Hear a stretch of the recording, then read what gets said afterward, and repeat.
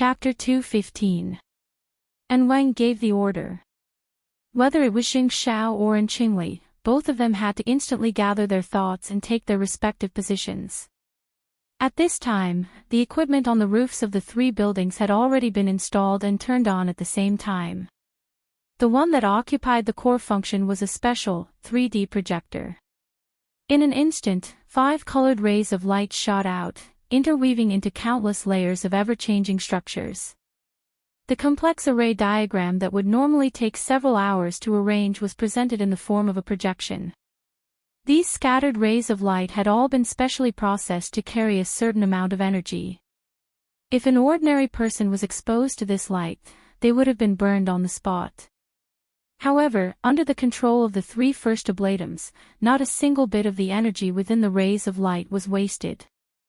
They converged into the various basic structures of the array diagram and temporarily fused together with their respective auras. Every first ablatum seemed to be wrapped in a cocoon of light. Within the inner layer of the cocoon of light, the basic runes of the demonic curse were arranged in order to construct a single spiral chain-like structure. It revolved around the body and formed the inner ring of the foundation. On this foundation, countless arcs radiated outwards, intertwining with the multi-pointed stars on the outer layer. They cleverly pieced together to form several dozen relatively independent gear structures of different sizes. Bit by bit, they were like an enormous machine. It rumbled and hummed as it operated. The outermost spherical boundary was formed from several dozen to over 100 ring-shaped arrays. The dim and slightly gray light was like rapidly flowing muddy water. It swished as it flowed. It seemed as if it could break through the canal and overflow at any time. However, it also obtained a powerful tension from this. Just like this, the 3 roofs of the 3 buildings had nearly identical magic arrays. They formed an equilateral triangular structure with bright ends and shapeless edges. This structure had a name. It was the evolution field. It was jointly constructed by the 3 first ablatums. It was a wondrous land that they all shared. Of course, as the secret-bound first ablatum, Wang certainly had a higher level of authority. He also occupied a dominant position. In the center of the evolution field, the scales of truth that were in an unbalanced state were reflected. At this time, even though it had yet to reach the material plane, it had already entered the visual range of the surrounding believers. Immediately, these priests and members of the Order of Knights knelt down in accordance with the order's etiquette. More or less, their hearts of piety and reverence converged into the array diagram. They transformed into specific information and intersected with the energy, making it more active. The activated magic array was gradually gaining control over the surrounding area. The most direct change was the range of detection. None of the 3 first ablatums specialized in mental senses. They were separated by a kilometer in a straight line. If they wanted to understand the current situation of Frost River reality, they would need to use the words of Krite to form a snake nest or use a humanoid weapon like Baze as a fulcrum. But now, within the evolution field that the 3 of them shared, the information gathered by Frost River reality, no matter how numerous and complex it was and how thousands of strands it was sorted out and gathered within this triangular structure. In the end, it took shape and was projected into the souls of the 3 first ablatums. The image went from blurry to clear, covering an area of about 100 square meters, showing all the creatures in it.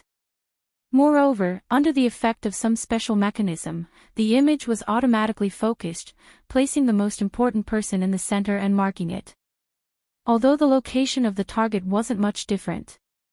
It was a child who appeared to be only 15 or 16 years old.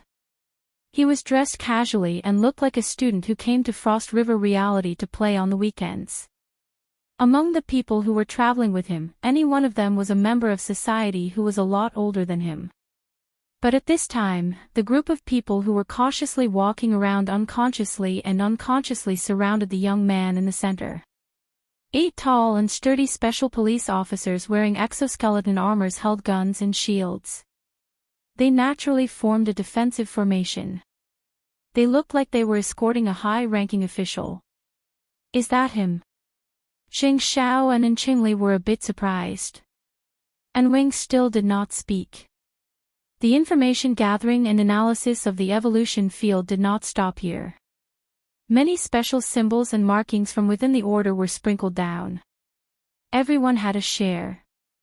The parts that needed special attention were clearly marked in an eye-catching manner. The three first oblatums saw that those parts were astonishingly similar.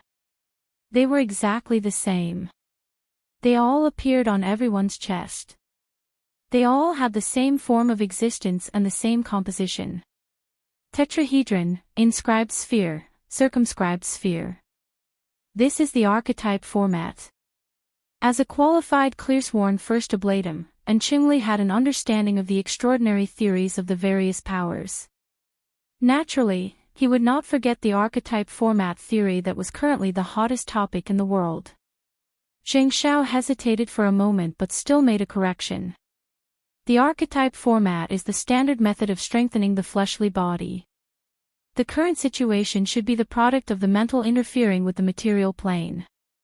Qingli choked and wanted to say more. But at this time, Wang finally clearly transmitted his thoughts. The words of Kreit's operation is obstructed.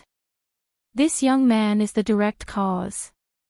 He is not old but he already possesses considerable soul power. Moreover, the operation method is cautious. He naturally belongs to the side of order. Not too long ago, he received the blessing of Fairchild's Shield of Truth. Fairchild. Shield of Truth. Xing Xiao and Qingli were fiercely shocked. What relationship does he have with Fairchild? Who cares what relationship he has?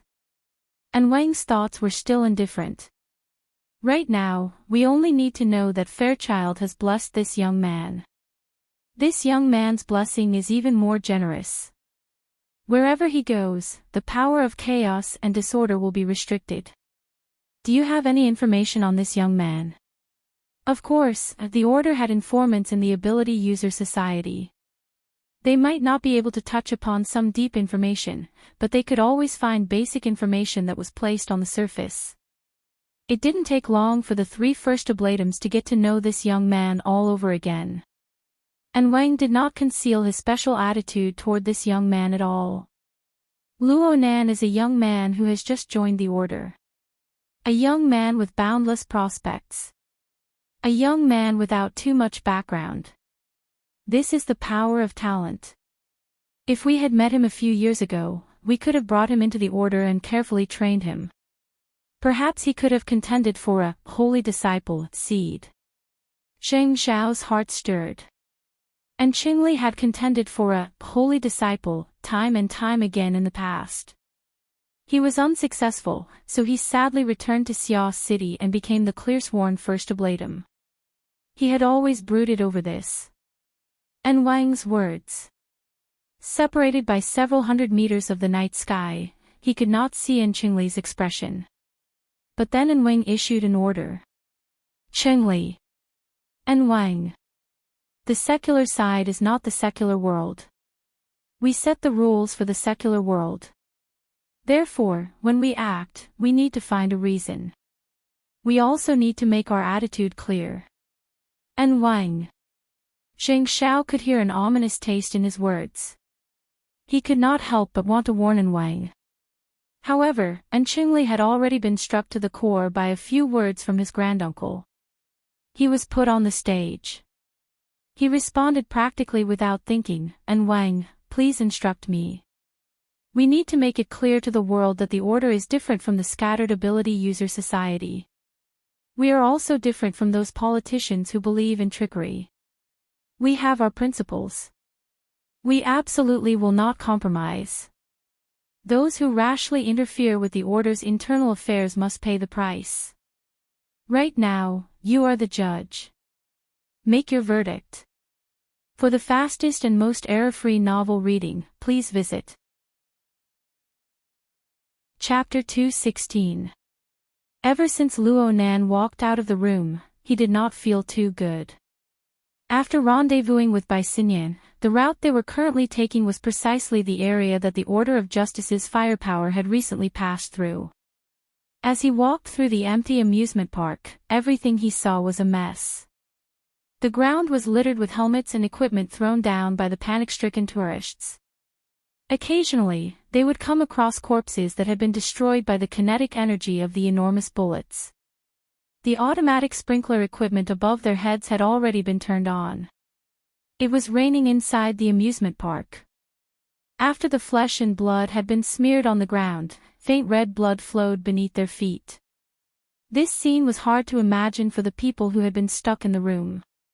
At the very least, Luo Nan never imagined that he would see Frost River reality like this. At this time, he had to constantly repeat those meaningless words, "Yes, don't worry. I'm fine. I'm really fine. I'm with the special police. I'm very safe. Don't worry." The person talking to him was none other than Mo Chio, whose legs had already turned to jelly.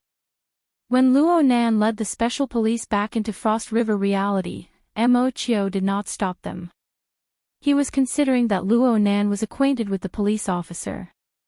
If Luo Nan could establish a good relationship with Luo Nan, it would be easier to plead for leniency for Mo Peng and the others.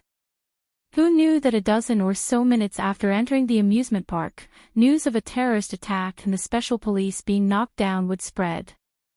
Then came the sound of gunshots. All of Frost River reality was in an uproar. Mo Chio and the others were brought to the periphery by the chaotic flow of people. They wanted to contact Luo Nan, but no one picked up their calls. Mo Chio was so shocked that his soul left his body. Then he considered that if he were to continuously call Luo Nan under special circumstances, it might bring trouble to Luo Nan. He was in a dilemma, tormented to the point of insanity. Finally, Luo Nan noticed the missed call on his wristband while he was moving from the room. He dialed it, and Mo Chio's burning chest finally cooled down. Once a person's pressure was released, it was inevitable that they would chatter endlessly. Luo Nan patiently chatted with Mo Chio for a few rounds. From this, he gained some understanding of the situation outside. After the so-called terrorist attack, the police set up a blockade around Frost River reality and evacuated the surrounding citizens. Everyone believed that the police would quickly rush into Frost River reality to control the situation. But who would have thought that after gathering hundreds of people, the police were still hesitating at the periphery? They only sent some combat robots and unmanned aerial vehicles to enter. From time to time, they would rescue a few trapped citizens or carry them out. If this chapter is not finished, please turn the page. Apart from a few corpses, there was no other movement, causing many people to be dissatisfied. Luo Nan nodded when he heard how the police handled the matter. Yes, this is correct. Frost River reality was currently enveloped by the power of the Order of Justice's words of Krite. Any living creature that entered would likely be reduced to a snake nest, becoming a helper for the Order of Justice. The police had obviously been instructed to do so. Mo Chio didn't understand. Nanster. Luo Nan had no way of explaining these things to Mo Chio. He just said, Mo Peng and the others have already been taken to the police station, right? That way they'll be safer. Third brother, Yuk, senior sister Xiaolin, senior sister Tian, and the others should quickly retreat. The further the better. I just heard from an insider that this group of terrorists might be carrying weapons of mass destruction. Ah. Don't speak carelessly like this. Xue Weiluan heard Luo Nan spouting nonsense and hurriedly stopped him. Luo Nan made an apologetic gesture to Xue Weiluan and continued to explain to Mo Chio, I'm following the special forces. I might evacuate in another direction. You guys don't need to worry about me. Just go as far as you can. Also, don't tell your family about this for now. Do you think that's possible? Mo Chio laughed bitterly in the end. Right now the cameras of the entire world are pointed at you guys. Luo Nan ended the call with Mo Chio. He could not help but imagine the rescue and corpses that Imochio spoke of. An indescribable feeling of discomfort assaulted him once more. He could not help but let out another sigh. Xue Weiluan saw that Luo Nan had ended the call and walked over to remind him a second time. Luo Nan, it's true that you are an expert, but your family members are not. Their endurance is different. You can't guarantee that they won't spread the news outside and be used by others. Luo Nan just wanted Imochio to take this seriously and quickly retreat. Comparing the words of Krite to a weapon of mass destruction was not too out of line. However, Xue Weiluan was an elder. Luo Nan obediently complied when he said this. Xue Weiluan had only said this out of professional habit. Actually, he had seen Luo Nan display the miraculous protective diagram technique and associated it with this young man's identity as an expert. It was inevitable that he would have some misgivings. Xue Weiluan saw that Luo Nan was still able to maintain the respectful attitude of a junior. His cultivation was extraordinary. Xue Weiluan's inherent impression of Luo Nan as a drug addict was immediately diluted. This chapter is not finished. Please turn the page. Many people had a favorable impression of Luo Nan. Xue Weiluan did not want to leave behind any sort of stereotypical impression for his son's good friend. He just so happened to have some unresolved doubts, so he resolved them all at once. He reached out with his hand and drew 2 strokes on the half-covered, incorporeal diagram on his chest. Visible light waves rippled in the air. The diagram slightly warped and deformed before returning to normal. This diagram can defend against mental attacks, right? How long can it last? What's it called again? Format pyramid. Just call it that, uncle. Luo Nan laughed. It's a bit of an exaggeration to say that it can defend against mental attacks. It can only be said that it can avoid interference on the mental plane. If we encounter a direct attack, there will be a buffer to allow us time to react. Luo Nan looked at the chests of the group of people around him as he spoke. They were all supported by his format pyramid. Luo Nan felt a bit more at ease in his heart. His voice became a lot clearer. As for how long it can last. As long as I stand here, there won't be any problems. Student Luo Nan, are you sure that you are fine? Someone spoke before Luo Nan's words fell to the ground. The emphasis fell on the second you, implying something. The speaker was none other than Bai Xinyan. This medical doctor had been looking at her wristband with her head lowered the entire time ever since the group of people had followed their retreat route. It seemed that she was looking up information. She turned a blind eye to everything around her. Now that she had opened her mouth with great difficulty, it seemed like she was undermining Luo Nan. Ms. Bai. Luo Nan suddenly became speechless halfway through his words. This was because Bai Xinyan had moved a bit closer at this time. She extended her arm, half pressing and half hugging him. She wrapped her arm around his shoulder and walked forward just like that. Her posture was ambiguous, drawing the sidelong glances of many people to the side. Luo Nan clearly knew that Bai Xinyan didn't mean it that way. But when Bai Xinyan's arm wrapped around him, their bodies pressed together, and he felt the indescribable softness on his shoulder, his body unconsciously stiffened. Light touch is qualified. Ha! And then Bai Xinyan not only wrapped her arm around his shoulder, she even used her other hand to lightly pull his neck. She looked at the back of his ear and the side of his neck. The warmth of her fingertips seeped into Luo Nan's skin, and the throbbing of Luo Nan's blood vessels and nerves were fed back to her by her fingertips. There's only one update today. The next update is tomorrow morning at around 8 o'clock. Last month, I lost my moral standing. I suffered the wrath of heaven during the holidays. I'm working overtime and I'm stuck. Fat woman has a problem at work. It's a complete mess. I don't dare to say anything. I need to find my rhythm first. Chapter 217. Hey, Are you going to take another bite next? Zhang Yingying couldn't help but shout. Bai Xinyan and Luo Nan were doing shady deals through Cat Eye's shared perspective. The members of the society in the encrypted channel could all see it clearly. In the end, Luo Nan was thin-skinned. He instinctively wanted to struggle when he heard this, but Bai Xinyan's finger on his neck suddenly felt warm and then cold. The speed of the change was so fast that Luo Nan might not have been able to tell if it wasn't for his training in the Frost River waterway and his sensitivity to heat and cold sensors.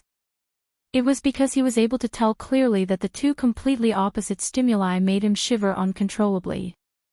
At this moment, the other hand that landed on his shoulder blade also began to exert force. It was fine at first. It was just a simple pressure. But later, even with the support of the Shield of Truth, Luo Nan felt his muscles, bones, and skin move under Bai Xinyan's fingertips. The pain assaulted him, and he couldn't help but frown. Miss Bai. Hey! Luo Nan nearly jumped up in the next moment because Bai Xinyan's finger, which had been on his neck, suddenly slid down along his collar to touch his chest. Wow! A wave of exclamations filled the encrypted channel. The vigilant special police officers couldn't help but look over. Even though Bai Xinyan was a great beauty who could make one's heart beat faster, Luo Nan couldn't stand this routine. His right shoulder was pressed down, and his arm was powerless. He could only raise his left hand and firmly press down on Bai Xinyan's slender hand that had slid down to his chest through his clothes. But when he raised his arm and bent his elbow, the tip of his elbow collided with Bai Xinyan's body behind him. It seemed to have collided in the wrong place. Luo Nan's body froze again. And at this time, Bai Xinyan's laughing voice rang in his ear. Pressure, pain, and temperature are all fine. Nothing abnormal can be seen in your body. Your movements were automatic, and your sense of balance was very accurate. Not bad. As she spoke, Bai Xinyan pulled away from him as if nothing had happened. It was as if nothing had happened. Only now did Luo Nan realize that Bai Xinyan was doing a functional test on him. But what did she mean by doing this all of a sudden? I just looked up some information. Targets that receive the support of the Shield of Truth will have a substantial increase in defensive power. But if they endure it for a long time, they will often have problems afterward. This chapter is not complete. Please continue. Dislocation of muscles and bones, nerve damage, and other symptoms. Research believes that the power of the Shield of Truth, while supporting the structure of the human body, also creates distortions. Or perhaps, it numbs the senses of the person receiving the blessing, making it impossible for them to accurately grasp the limits of the body. But from what I can see so far, Student Luo Nan, you haven't shown any of these symptoms. Is Child's iron fist of love more exquisite? The encrypted channel was filled with, sounds of sudden realization, but how many of them could really listen to this explanation? Luo Nan recovered from his awkwardness, but he could not help but admire Bai Xinyan's judgment. It seemed to match the reality of the situation completely. The only thing she had overlooked was the effect Luo Nan himself had played in this blessing. Back when Fairchild punched Luo Nan, he injected the power of the mental and the material into Luo Nan's body, covering his entire body. This blessing was exquisite to the point of being inconceivable. It seemed to seep into every cell of Luo Nan's body. Under the infiltration of this heavy power, the millions and millions of basic units within Luo Nan's body were strengthened layer by layer. They were also slightly distorted and dislocated. It was the same as taking some of the powerful basic structures of the Shield of Truth and reflecting them into Luo Nan's body. This caused the endurance of Luo Nan's fleshly body to increase dramatically. Bai Xinyan's judgment up to this step was correct. It could be assumed that a normal target receiving the blessing would not be able to receive this preferential treatment on the cellular level. However, the reason why Fairchild's strength exertion was so exquisite and only strengthened on the basic level was to give Luo Nan room for further control. Any other person would be stupefied for a period of time when faced with the exquisite structure of the Shield of Truth. It was already quite good for Luo Nan to follow the rules and regulations. However, Luo Nan had just received Fairchild's demonstration not too long ago. He was not clear on the particularly subtle details, but he could not be clearer on the basic concepts. Therefore, when Luo Nan unleashed his soul strength, he very naturally and very boldly utilized these basic structures. He used his soul configuration as a reference and combined it with the My Heart's a Prison format formed from 5 years of taking medicine and visualizing. He underwent a second transformation, constructing a configuration outline that was more suitable for him. Luo Nan was still making fine adjustments to this configuration outline up until now, in order to seek a more harmonious and consistent state. Naturally, such precise operations would not cause the state shown in by Xinyan's data to appear. Only. This chapter is not finished. Please turn the page. Unfortunately, this sort of adjustment was temporary. It was a temporary transformation under the blessing of the Shield of Truth. Once the effect wore off, it would return to its original state. This point was similar to what Bai Xinyan had said. Luo Nan already understood Bai Xinyan's intentions, but her method still made Luo Nan brood over it. The heat on his face had yet to completely fade. He spoke a bit louder in order to conceal it. I just said that there's no problem. I was the one who asked White Salt to confirm it. Mr. Luo, don't blame her. He Yueyin was the one who responded. Moreover, it was not in the encrypted channel. It was a direct sound wave transmission. Luo Nan was a bit stunned. He raised his head to look forward and saw He Yueyin, still dressed in her professional attire. She stood within the hazy mist that sprinkled down from the ceiling. She bowed slightly to him. Her body was still dry and cool under the cover of the mist. It was as if there was an incorporeal power isolating her from external contamination.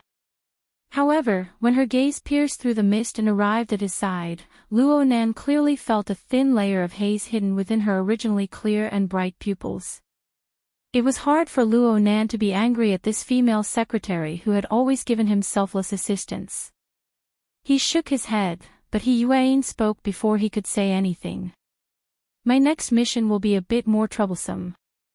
If Mr. Luo can temporarily possess a stronger endurance after receiving the blessing of the Shield of Truth, he will be able to fully display his abilities.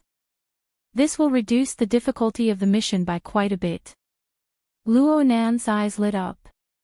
He was just about to ask when Zhang Yingying was even more excited than him in the encrypted channel.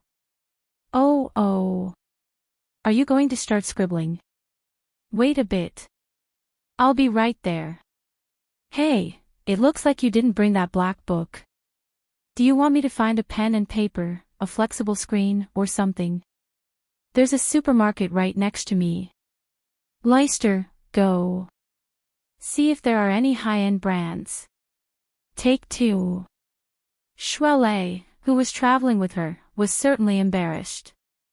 It was quite a while before he faintly replied, Are you really going to take them? Luo Nan was also baffled. Zhang Yingying had an even more excited appearance than him. What the hell was going on? However, He Yueyin rejected Zhang Yingying's conjecture. No. What I need right now is Mr. Luo's all-encompassing perception and long-range strike abilities.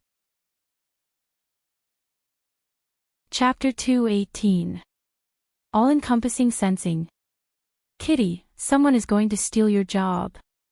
Zhang Yingying chattered happily. Luo Nan participated in the society's operations with the identity of a scout. His identity was classified, so he did not reveal it to the public. However, it was impossible to be completely impenetrable within the society. At the very least, it was impossible to hide it from people like Zhang Yingying. She did not find it strange that Luo Nan possessed this ability. It was just that she did not directly expose his identity as a scout. But He Yueyin was the one who strongly advocated the secret setting of missions. She took the initiative to blur the boundary between Luo Nan and a scout. It was somewhat unusual. Zhang Yingying would not let this opportunity slip by. She immediately sent He Yuan a private message. "Hey, you knowingly break the law." This time, He Yuan did not respond at all. Luo Nan was a bit surprised, but he was more concerned about He Yuan's request. Speaking of which, ever since he met this secretary, this was the first time she had given him a mission so clearly instead of a protective restriction. It made him a bit eager. He Yuan spoke softly. "Bamboo Pole, report the situation at Frost River Reality." "Okay." Bamboo Pole responded lazily. "According to the secretary's request, I'll send everyone a picture." As they spoke, a fully labeled real-time dynamic map was released in the encrypted channel. It was a remodeled map of Frost River Reality's elevation structure. It was translucent and very clear. The secretary, Yingying, and student Shuelei have already cleaned up Frost River Reality. The military and police battle machines have already entered the scene. Most areas have been cleaned up, but there are still some areas that cannot be controlled. From the search of the surveillance system, there are still around 5 to 7 gunmen of the order. Most of them are concentrated at the junction of Area A and Area B, controlling the external passageways. At the same time, they are under the protection of bays and the other humanoid weapons. The red dot on the dynamic map is the one. Luo Nan looked very attentively. He took the initiative to ask, "How many are there like bays?" Cough. "Boss Luo, there is only one humanoid weapon like bays. If there were 2 more, you wouldn't have been able to leave the room alive." Bamboo Pole had to correct Luo Nan's misconceptions. However, there are slightly inferior humanoid weapons. They are the Ablatum Knights of the Knights of Equity. Xia City only has a small team. Including bays, there are a total of 9 people. If this chapter is not finished, please turn the page. Since they were after Fairchild, they should all be here, or at least half of them. They should be near the area where Fairchild and bays were fighting. The problem is that even if these people didn't merge with the first Ablatum's power, they are still equivalent to C+ level ability users. Purely relying on the monitoring system, it is extremely difficult for us to detect their existence. In other words, you want me to find all these people. Luo Nan didn't feel that this mission was that difficult, but there was one thing he didn't understand. A C+ rank ability user. How powerful are they? Bamboo Pole found a reference for him. The secretary's entry assessment is C+, which is probably the highest level of an awakened. Luo Nan drew in a breath of cold air. He had seen He Yuan fight many times. That kind of swift and fierce rhythm made people feel that even if it was a thick steel wall, she could still cut through it with one slash. With He Yuan's strength, there were 8 or 9 of them at once. Of course, the highest level of the association's assessment can only be C+. I personally believe that the secretary's strength should be able to reach B+. Speaking of which, Boss Luo, your entry evaluation is only E+, which is a serious underestimation. Thanks. Luo Nan expressed his thanks to Bamboo Pole, but he still couldn't figure out how to calculate the strength of a C+ rank. Perhaps the only people who were more confused than him were Xue Weiluan and a few other special police officers outside the circle. Bamboo Pole simply switched to another reference. Then let's take Yingying for example. Her strength is only at C, but her white rainbow has an attack power that can reach the C+ level. Zhang Yingying's image flashed in Luo Nan's mind, and he let out a breath. That's good, you with the surname Luo, why don't you stick your dog head out and try? Zhang Yingying's furious voice came from far away. Her snow-white long legs swayed, stomping on the water as she came over. Her imposing manner was oppressive, causing the special police officers on guard to move out of the way one after another, making a path for her. Luo Nan went, Only then did he realize that his mouth had been a bit too fast. Though his impression of Zhang Yingying had always been complicated, she had given him a secret warning tonight. She had asked for pen and paper, and her attitude was extremely good. Those few words really weren't quite appropriate. Dad. Are you all right? Shuelei, who was following closely behind Zhang Yingying, was extremely excited to see his dad. He rushed forward, but in the blink of an eye, an armored fist smashed into his head. This chapter isn't finished. Please turn the page. His body immediately became shorter by half a length. Seeing his friend end up like this, Luo Nan was really worried that his head would be imitated by Zhang Yingying's white rainbow pierces the sun.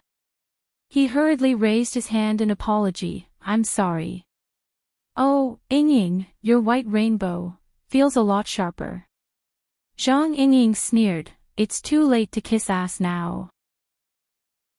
Luo Nan spread his hands, feeling a bit helpless. The heavens took pity on him. He really was speaking the truth. When he looked over just now, he discovered that Zhang Yingying's cloud ribbons, which flowed endlessly on her body, had never been so clear and transparent since he met her. It was as if there really was a stream of flowing water winding around her body, reflecting a cold light. Because of this change, he nearly spilled the beans just now, exposing the fact that he could look directly at the white rainbow. He was able to guess that Zhang Yingying should have made a breakthrough in her abilities in the past week. That was why such an obvious change had appeared.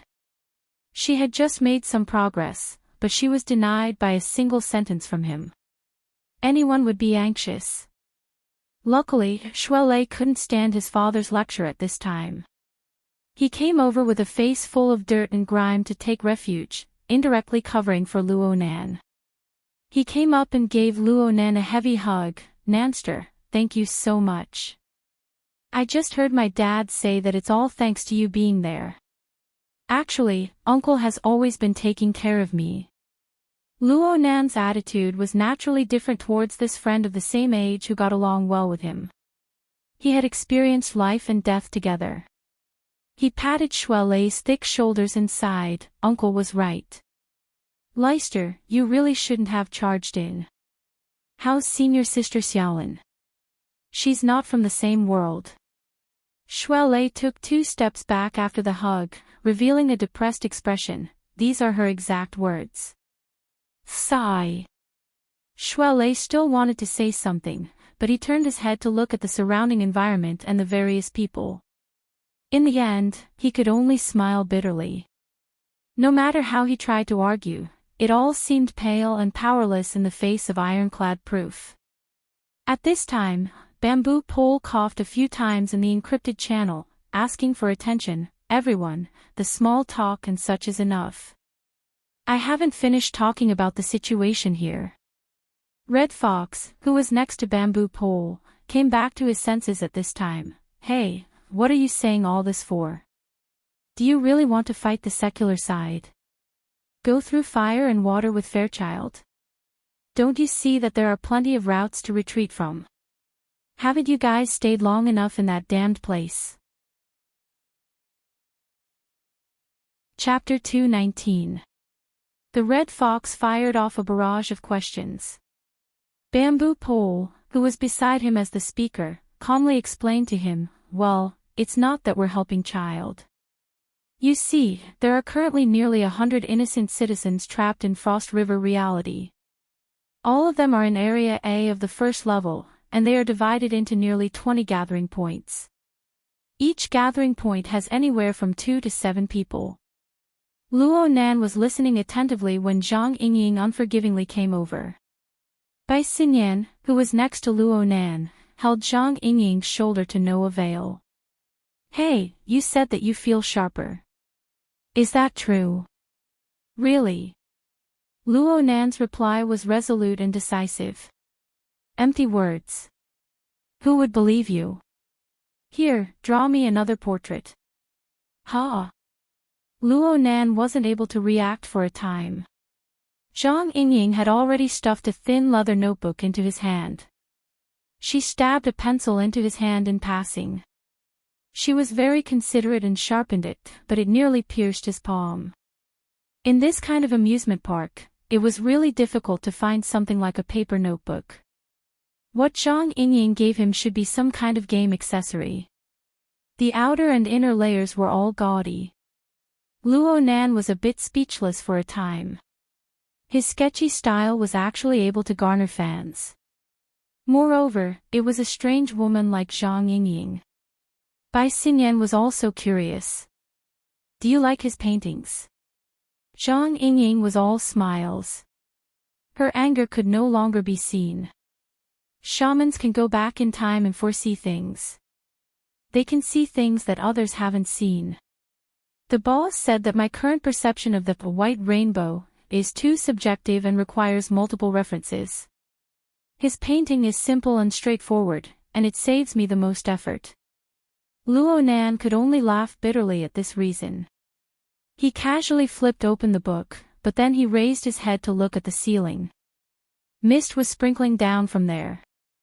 The mist had long since soaked Luo Nan's hair. Now that the mist had sprinkled onto the book, a patch soon split open. Zhang Yingying rolled her eyes and didn't make things difficult for him. After this, you have to give it to me tomorrow. Do you have mine? Bai Xinyan joined in the fun. From beginning to end, Luo Nan still held a bit of vigilance against this person. He could only lower his head and smile, putting on an introverted and shy appearance. However, his attention was quickly drawn to Bamboo Pole's explanation. The existence of nearly 100 citizens is a headache. Currently, the Knights of Equity have no plans to capture any hostages. However, they are not prepared to let anyone out either. If this chapter is not finished, please turn the page. Bamboo Pole then played a video, which showed that the gunmen were guarding the exit.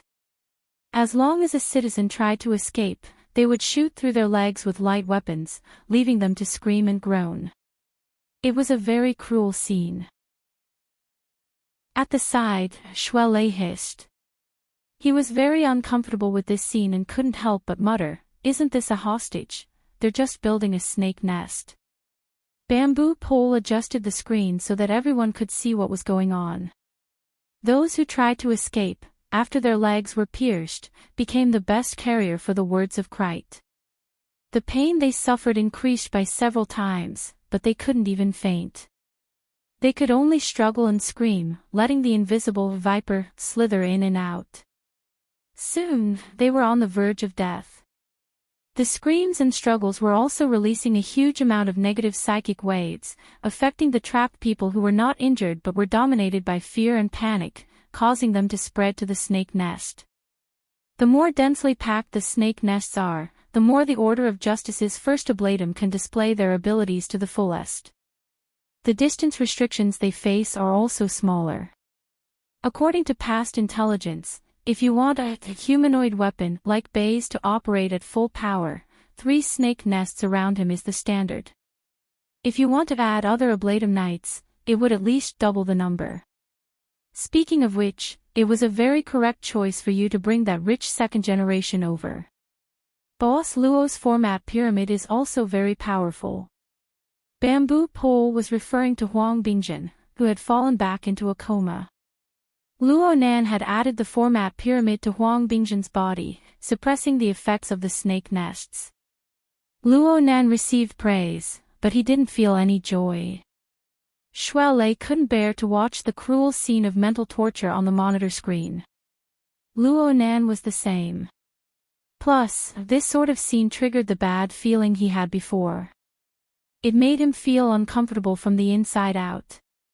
Red Fox ridiculed at this time, so the play has changed. It has changed to a world-shaking rescue. I say, is childishness contagious? One devilish brat is enough. Luo Nan felt bad. He had been inexplicably implicated. His heart was even more vexed. He took a deep breath and suppressed the pain in his finger. It turned out that he had unconsciously exerted strength in his hand. In the end, he broke the tip of the pencil, and the sharp point pierced into his finger. At this time, Zhang Yingying spoke in the encrypted channel, Hey, Fox. Enough of your squeaking. The order of justice wouldn't scare you to this extent. This chapter is not finished. Please turn the page. They were originally on the same side. Who would have thought that Zhang Yingying would go back on her word? And so would Bamboo Pole. Red Fox was already in a bad mood. Now that he was angry, he spoke without restraint. I'm sorry, but I really wasn't scared by the order of justice. I was scared by my pig-headed teammates. The order of justice does things without the slightest scruple. They are one of the big three. If they can do something, they can handle it.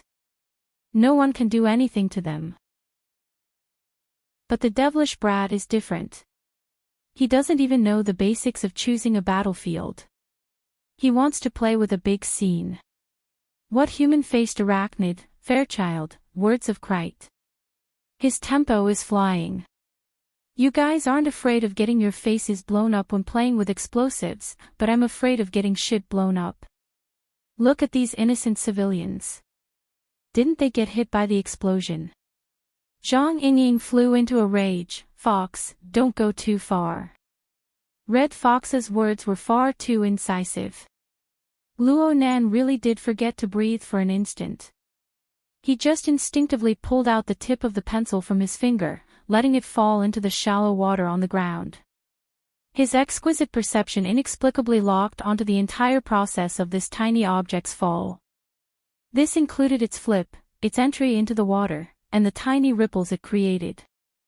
Luo Nan used this method to distract his mind and enjoy a moment of tranquility. But by the time his attention returned, the boiling heat in his chest became more and more unbearable. He wanted to follow this burning emotion and argue loudly. He wanted to denounce Red Fox's stubborn and unreasonable attitude. But in the end, he did not say a single word. He just lowered his eyebrows and retracted his eyes. He carefully limited the range of his mental senses to a range of 10 meters. Layer by layer, he expanded outwards. 10 meters, 20 meters, 50 meters. Soon, the range of his mental senses surpassed cat eyes. It continued to expand outwards. As the range of his mental senses rapidly expanded, the flow of information pouring in from the outside increased exponentially.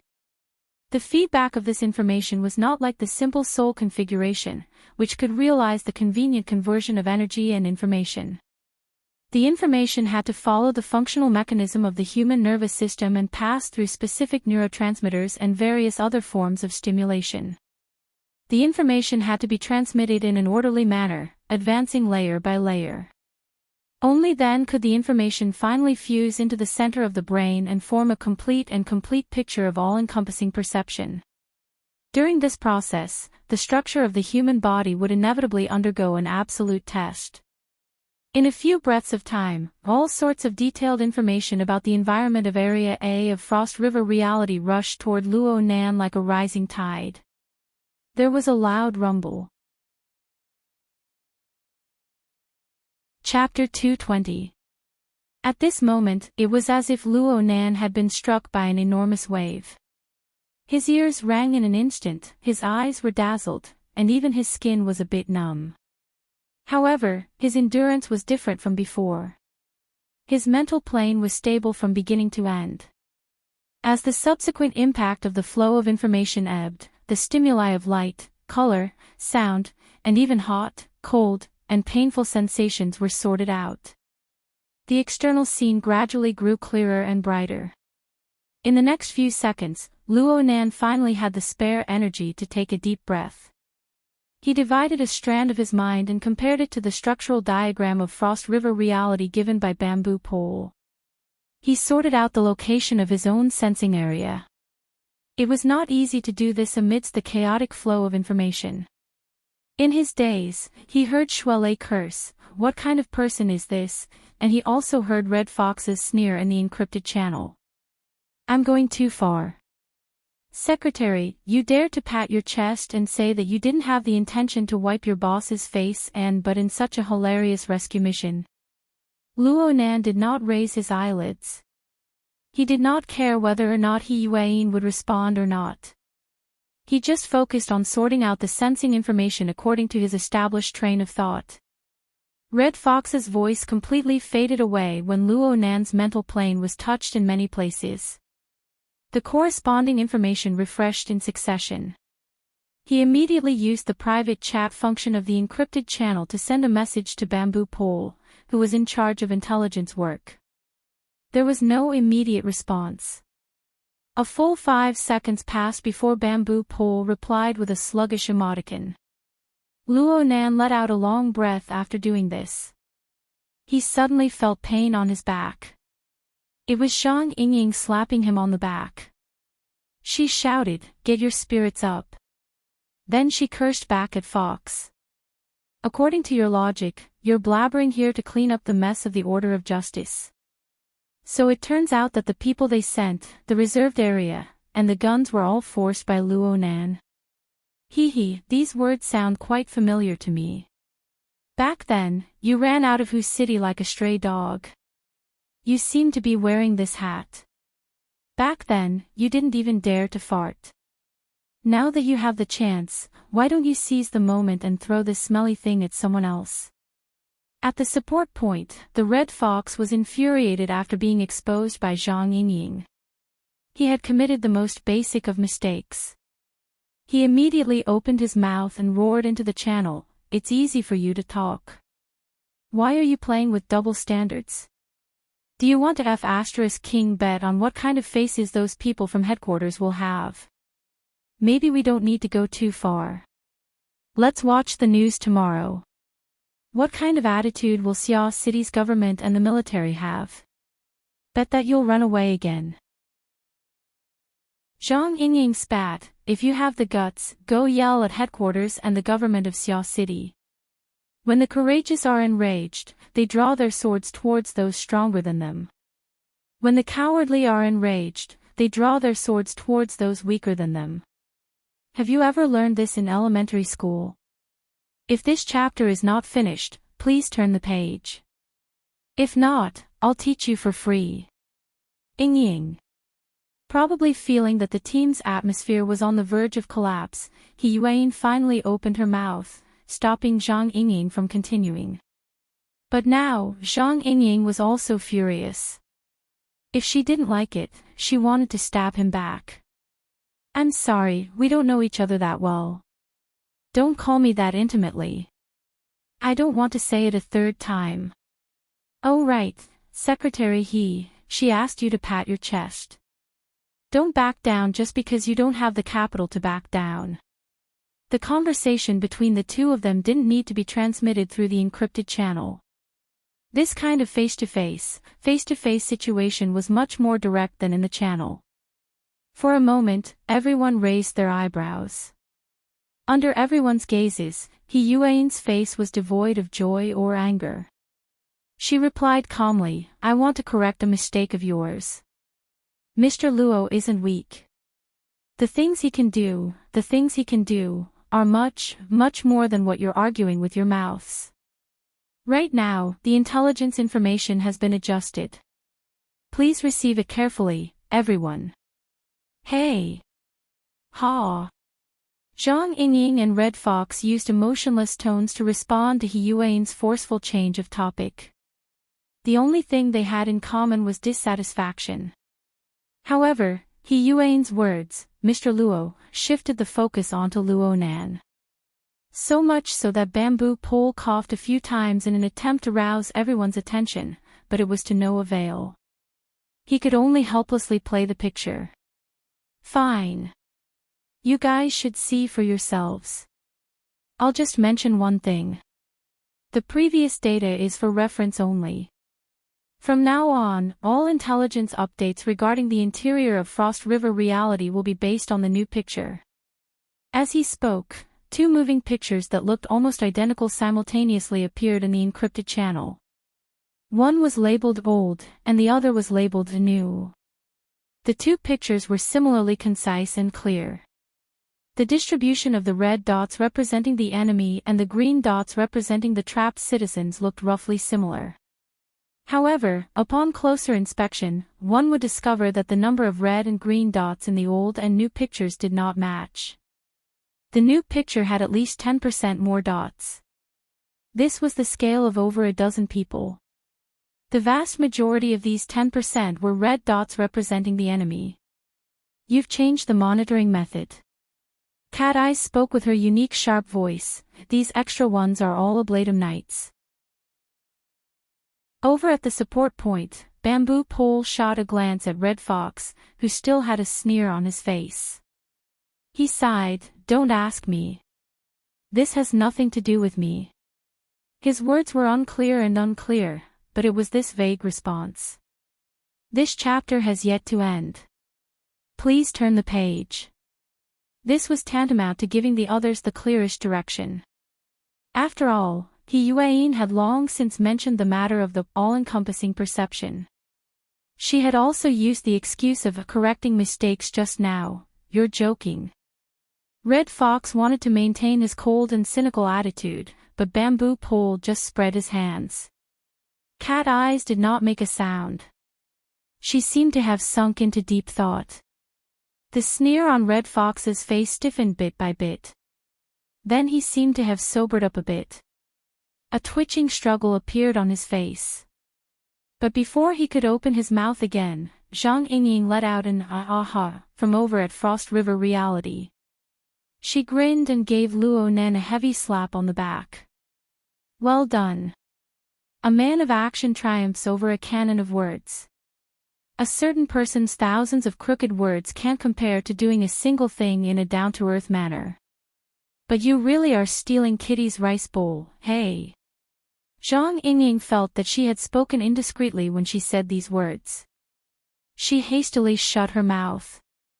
Cat Eyes, who was by Luo Nan's side, woke up from her deep contemplation. She turned her head slightly and the radiance between the slits of her eyes was like a blade that had just been tempered with fire. It cut across Luo Nan's face. Even though Cat Eyes had long since regarded this fellow as a hidden boss, the ability that Luo Nan displayed in the domain she was most proficient in at this moment was an intense stimulation to her heart. All-encompassing suppression. This wasn't even the slightest bit funny. Cat Eyes stared fixedly at Luo Nan, attempting to see through Luo Nan's essence. But it was just like her previous experience of failure. She did not gain anything substantial. In the end, she could only resort to words. Let's not talk about anything else. This place. Are you sure there's someone here? How did you do it? Cat Eyes was pointing at a certain location on the periphery of Area A's arena plate. A certain red dot was marked extremely clearly on the new map. But there was no trace of it on the old map. This area was at the edge of Cat Eyes' long-range perception range. She should have been able to sense it, but in reality, she was unable to sense the existence of the other party. Red Fox suddenly had a point to vent his anger. He was unable to care too much. He chased after the end of Cat Eyes' words and spoke in a hoarse voice, "Kitty is right. Are you sure there's someone here? Can you guarantee that it's accurate and not just a random?" "You shut up. Did you spit out your brain from your cannon of words?" Cat Eyes and Zhang Yingying spoke at nearly the same time. The length of their words were different and their emotions were different. However, they made Red Fox choke on the spot. From Red Fox's perspective, at this very moment, be it Frost River Reality, the support point, or the virtual encrypted channel, all of them had sunk into a suffocating silence. Chapter 221. After venting her anger, Cat Eyes returned to silence. She seemed to be at a loss as to which side she should stand on. Luckily, Zhang Yingying stole the show once again at this time. She laughed and rubbed Luo Nan's back to soothe him. She even used her height advantage to pat his head and give him a good compliment. Luo Nan slapped her away in a bad mood. Zhang Yingying was not angry. On the contrary, she was very excited. She was the one who recommended Luo Nan into the society. Any of Luo Nan's achievements added luster to her face. At least she believed so. She didn't doubt the correctness of Luo Nan's answer. It had nothing to do with his ability. It just stemmed from her trust in this young and inexperienced high school student's personality. Hey, let's get to the bottom of this. Tell me, why didn't Kitten see it, but you did? Luo Nan thought for a bit and finally spoke. There's a corpse over there. Zhang Yingying was a little stunned. She wasn't the only one. There were very few people around who understood what was going on. Zhang Yingying tried her best to understand and tried to answer. You are saying that the Ablatum Knight over there disguised himself as a corpse, so Bamboo Pole and Kitten escaped. Luo Nan nodded. This is too. Zhang Yingying was simply speechless. Though Luo Nan was able to see a corpse 50 meters away in such a complicated environment was already quite amazing, what kind of lousy reason was this? Could this be the legendary 1,000 gold formula of the Jianghu? She had no intention of refuting Luo Nan, but she could not help but seek confirmation from Cat Eyes. Is this the case? Hello, Kitty. Cat Eyes only reacted when she heard the second voice.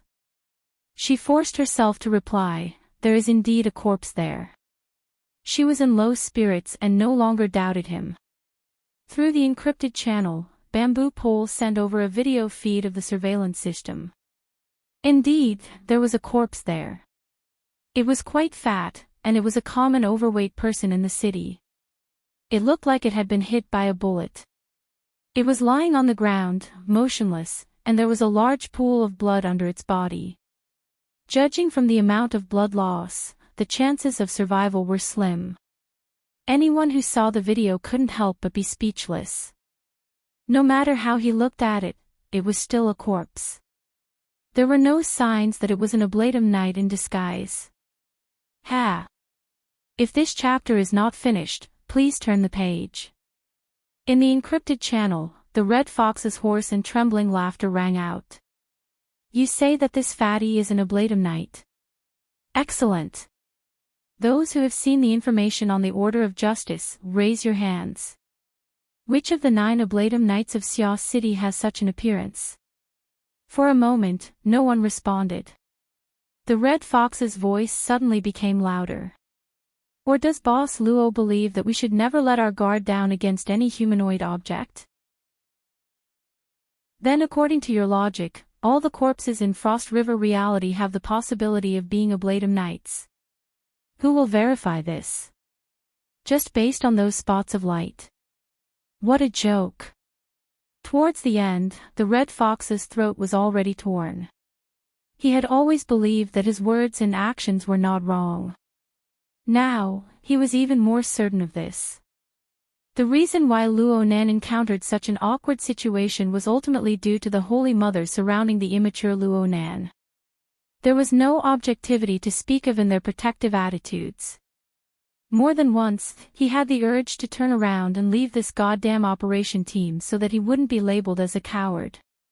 However, from Hu City to Xia City, he had accumulated many years of viciousness and depression. It was not so easy to vent it. With this anger, even if his head was broken and he bled, he would still argue this matter clearly. Bamboo Pole looked at Red Fox's expression and felt bad for him. He wanted to mediate the situation, so he reached out a hand and pressed down on Red Fox's shoulder. Fox, listen to me. Including you. Red Fox forcefully pushed Bamboo Pole's hand away. His bloodshot eyes glared fiercely at Bamboo Pole. Is your brain full of shit? You let a little kid say whatever he wants to say. You don't care about right or wrong at all. You just applaud a post-processing GIF. Bamboo Pole sighed again and spread his hands. Fox, you need to calm down and think. Cold my ass. Red Fox gave Bamboo Pole a thumbs up, pointing downwards. Then he took a deep breath and grabbed his lapels with both hands. He shook the red jacket that represented his honor and reputation. He grinned and laughed once more. How about this? If you guys aren't doing it, then I'll do it. We'll make this bet. We'll bet on the Oblatum night. Bamboo Pole was startled.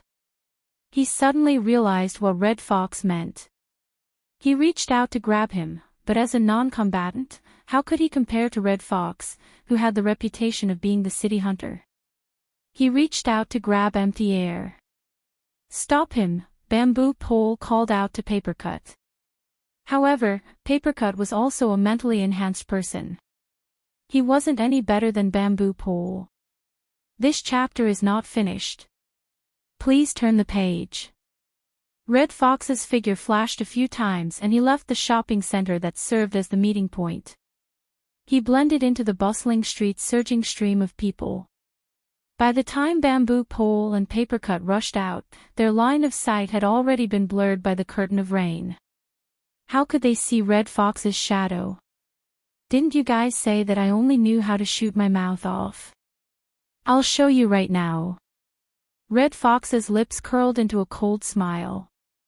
He walked toward the most chaotic area of the city center tonight with large strides. Red Fox, don't do meaningless things. You can't be reasonable, so you want to throw a tantrum. 2 messages consecutively appeared in the encrypted channel. The first was He Yuan's words and the second was naturally Zhang Yingying's. These 2 words were spoken at nearly the same time.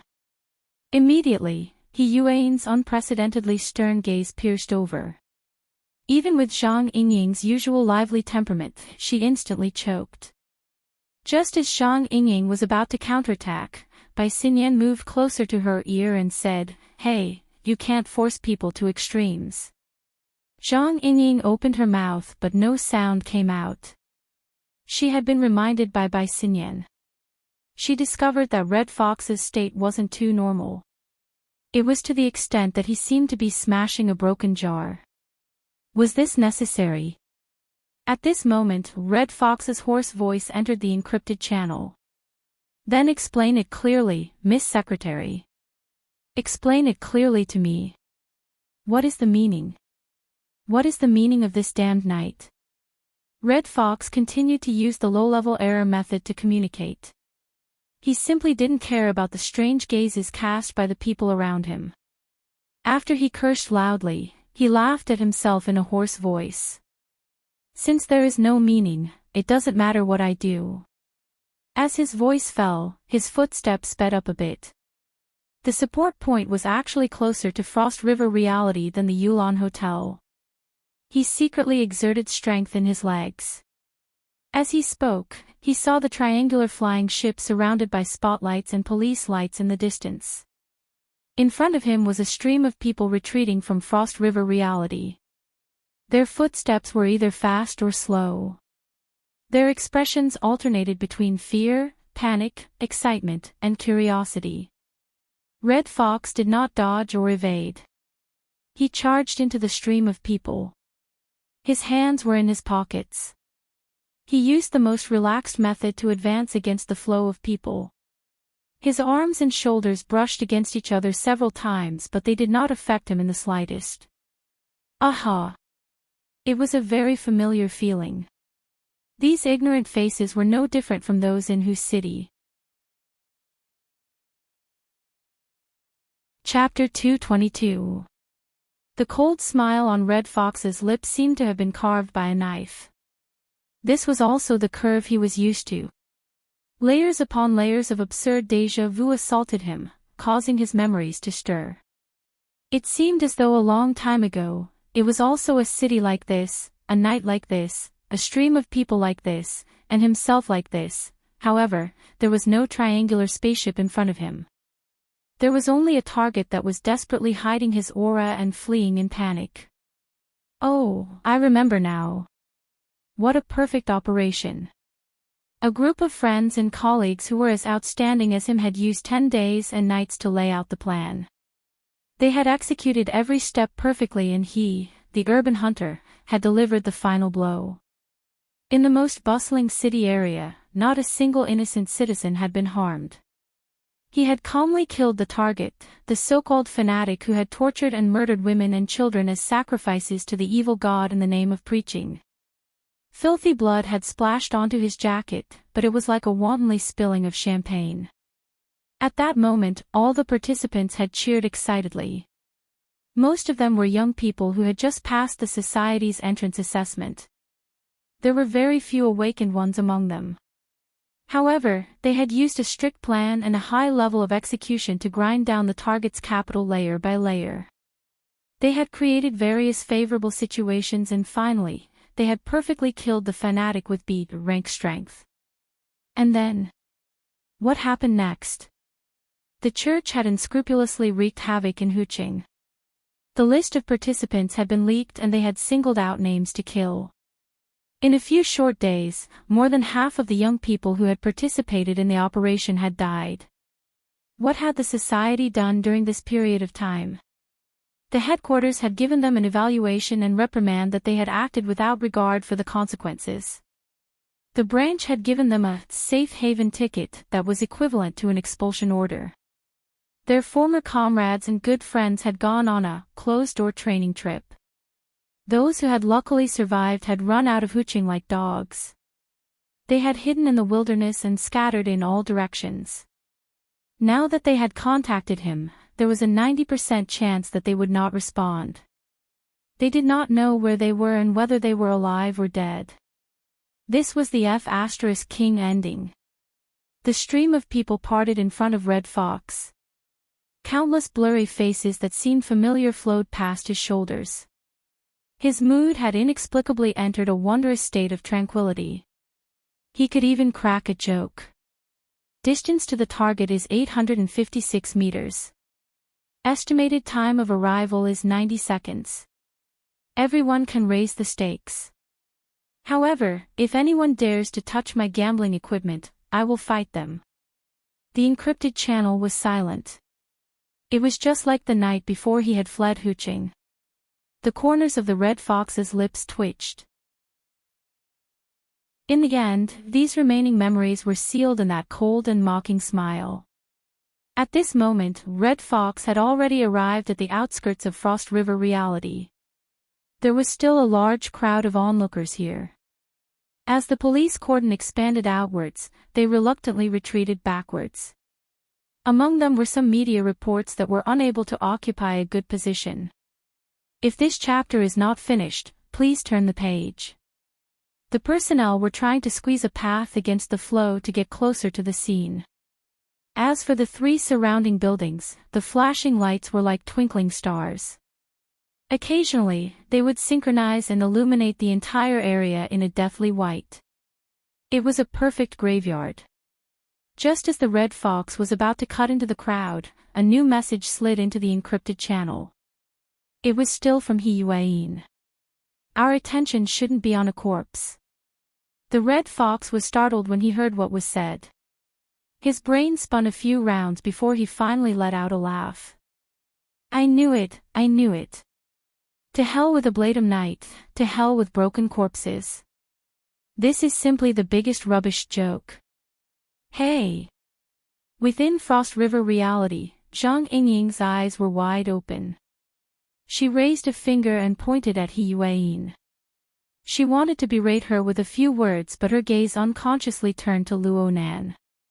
Luo Nan's eyes were still drooping as he stood solemnly and silently. He did not have the calmness of having the pearl of wisdom in his hands, nor did he have the panic of having his scam seen through. Red Fox laughed in a low voice. Miss Secretary, are you saying that you want to fold up and admit defeat? Have you asked for the boss' opinion before saying these words? Mr. Luo, Boss Luo, won't you say a few words? It was as if Luo Nan did not hear anything. He did not respond at all. Zhang Yingying could not hold it in any longer but by Xinyan hugged her neck. Her actions were intimate and she did not allow Zhang Yingying to say anything. Red Fox did not receive a response. His smile grew even wider but his voice became even more hoarse. Good. Very good. Your ability to wipe your face but is truly amazing. Is there any meaning in doing this? Is it to forcefully slap my face? Or is it to let this scammer off the hook? Yuan spoke calmly. Isn't this what you want?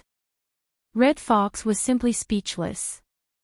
Are you trying to be funny? Yuan sighed imperceptibly. This has nothing to do with being funny. I am just trying to bring your attention back to a more practical level. For example, your mistakes, your logical errors. You are unreasonable. At this moment, Red Fox simply had the urge to smash the Hexier. But then, a familiar voice resounded in his ears. If we really do discuss this matter with the order of justice in the future, what will we be? The first wave of cannon fodder? Or will we be used as scapegoats? It's you who hasn't seen headquarters morality. The matter has already blown up. These secret orders are the best at dealing with matters of faith. They are making a mountain out of a molehill. Headquarters, on the other hand, is politically correct from start to finish. Red Fox finally realized that this was his voice. It was his original words, just slightly edited. The original meaning had not changed.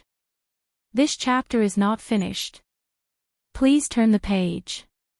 He could only sneer at this. What? You want to report this to headquarters? Go ahead. I was harmed once in the past. I have experience. It doesn't matter if I do it a few more times. Yuan still took out the edited version she had made at the last minute. The next part of the speech was even closer.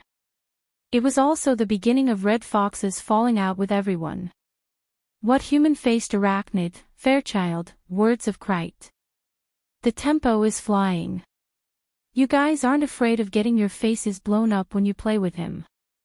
I'm afraid of getting shit blown up. Look at these innocent citizens. Didn't they get blown up? The Red Fox was preparing for her next counterattack, but when these words suddenly entered her ears, her blood suddenly surged and her face flushed. As the sound waves shook her eardrums, the mocking and sharp tone was like a knife that pressed into the tip of her heart, grinding back and forth. He was in pain and annoyance. He opened his mouth, wanting to speak, but his throat was inexplicably filled with the echoes of blown up, blown up. It was so solid that he could not spit out half a word. Only now did Yuan's voice enter his ears. My code name is Secretary, but Luonan is not my boss. None of the people here have known him for more than 2 weeks. Luonan is a rookie who just entered the society. Whether it is in the mortal world or the inner world, his life experience can be said to be lacking. The chances of him making mistakes and stirring up trouble far surpass the rest of us, especially since he has the ability to make a big deal out of it. But me, Ying, bamboo pole. Many of us are leaning towards him, protecting him, and helping him. Isn't this good? He isn't cannon fodder. He doesn't need to be a scapegoat. He doesn't need to be politically correct. Aren't you satisfied with this kind of result in this loose society? Aren't you looking forward to it? Especially after you came out from Who City. Don't you King feed me chicken soup? The word Who City was like a brand that was about to melt. It was forcefully stabbed into Red Fox's chest, making him unable to restrain himself from howling in pain. What kind of society is this? At best, you're a death list. You list them one by one, then you cross them off one by one. Cross them off. You guys. Oh. Does the list you're talking about include me? The voice suddenly rang out behind his head, shocking him to the point that his scalp was about to explode. Even though Red Fox's emotions were at their most intense, his instinct still helped him turn his body and pull apart some distance. Only then did he turn his head. But he was stupefied on the spot in the next moment. A meager middle-aged man wore a well-ironed formal attire that would only appear at formal banquets. He wore a bow tie around his neck as he stood amidst the chaotic stream of people. The man smiled at Red Fox. The corners of his eyes, which were half covered by his retro glasses, rippled with light fine lines due to his smile. Chapter 223. Good evening, Fox. Good evening. Red Fox responded instinctively. In reality, he was sluggish for a full 5 seconds before he managed to regain his wits. He bowed again. President, you are here. The middle-aged man behind him was the president of the Wilderness Explorers Society's Xiao City branch. He was the nominal leader of all ability users in the city, Ouyang Qin. There was practically no one in Xiao City who did not know of the president, who was known as the gentleman of the laboratory. If one wanted to find the president, one had to knock on the door of the laboratory on the 13th floor of the Shangding Triplex building. Especially after the Hexier came out and the gradual perfection of the psychic wave network, Ouyang Qin took on the roles of chief engineer, operating officer, and administrator. He spent all day adjusting the network, solving bugs, or carrying out service refinement and in-depth research. Many people suspected that their president Ouyang would not take a single step out of the building for 24 hours a day, 365 days a year. The formal attire he wore had not changed for many years only because he appeared in public at a pitifully small number of formal meetings. It was because Red Fox knew of these things that he felt as if he had fallen into a dream when he saw Ouyang Qin appear outside Frost River reality. His mind was in chaos. Also, what did the president's first words mean? Ouyang Qin smiled as if he was just passing by. He waved his hand at Red Fox. You guys talk. I interrupted midway. Sorry for being rude. When Red Fox heard this, he immediately looked at the encrypted channel. However, there was no eye-catching administrator symbol. Ouyang Qin was not in the encrypted channel. But looking at it from another perspective, the entire psychic wave network was set up by Ouyang Qin. He had the authority to supervise all official actions coordinated by the society. It was normal for him to see their argument. Did he see everything that was said just now? Red Fox was a bit absent-minded, but he could feel that Ouyang Qin's arrival had miraculously lowered his burning emotions. All that was left was a slight warmth in the pit of his heart. Yuan's voice continued to come from the Hexier. I don't want to give you the impression that I'm expressing my emotions. I only wish to state the facts for you. Every metropolitan area in the world is nominally under the rule of the United Government. In reality, they are in a semi-independent state. The ecology of every city is different. The secular world is like this. The inner world is the same. There is no true unified order and logic. I don't like this situation.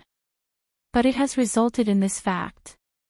Regardless of headquarters' conclusion, no matter what your results are in whose city, it is meaningless to transplant you to Xiao City. Red Fox Heart. If this chapter is not finished, please turn the page. His mind was erratic, and most of the words went in one ear and out the other. But he noticed something. From the moment Ouyang Qin appeared until now, even if he did not enter the encrypted channel, his reaction was still very intense. However, there was no news from Frost River reality at all. There was no doubt, no surprise, no greeting, nothing at all. It seemed that Yuan and the others were completely unaware of Ouyang Qin's arrival. Or perhaps, this President Ouyang only existed in his own world. Could it really be an illusion? The Red Fox's consciousness became even more absent-minded. He could not help but turn his head to look at Ouyang Qin. The president was so clear and honest. He even raised his hand to signal for him to listen carefully. Right at this moment, a few highly sensitive words pierced his eardrums from Yuan's side. I don't know what the death list is, but I believe that an awakened's core self-logic shouldn't be distorted by external threats. President Ouyang, who proposed the theory of the 3 levels of logic, was right beside him. The Red Fox naturally knew the meaning of self-logic. That was what an ability user used to influence the outside world, to truly unleash their own power. Distortion. That was not a good word at all. First, he was slapped in the face by his own words. Then, he was frightened by Ouyang Chin. The current Red Fox did not have the mood to be entangled. He just sneered and prepared to inform the other side of Ouyang Chen's arrival. Aren't the surrounding people stupid? Ouyang Chen suddenly asked. Ha! The Red Fox heard this and subconsciously turned his head to look all around.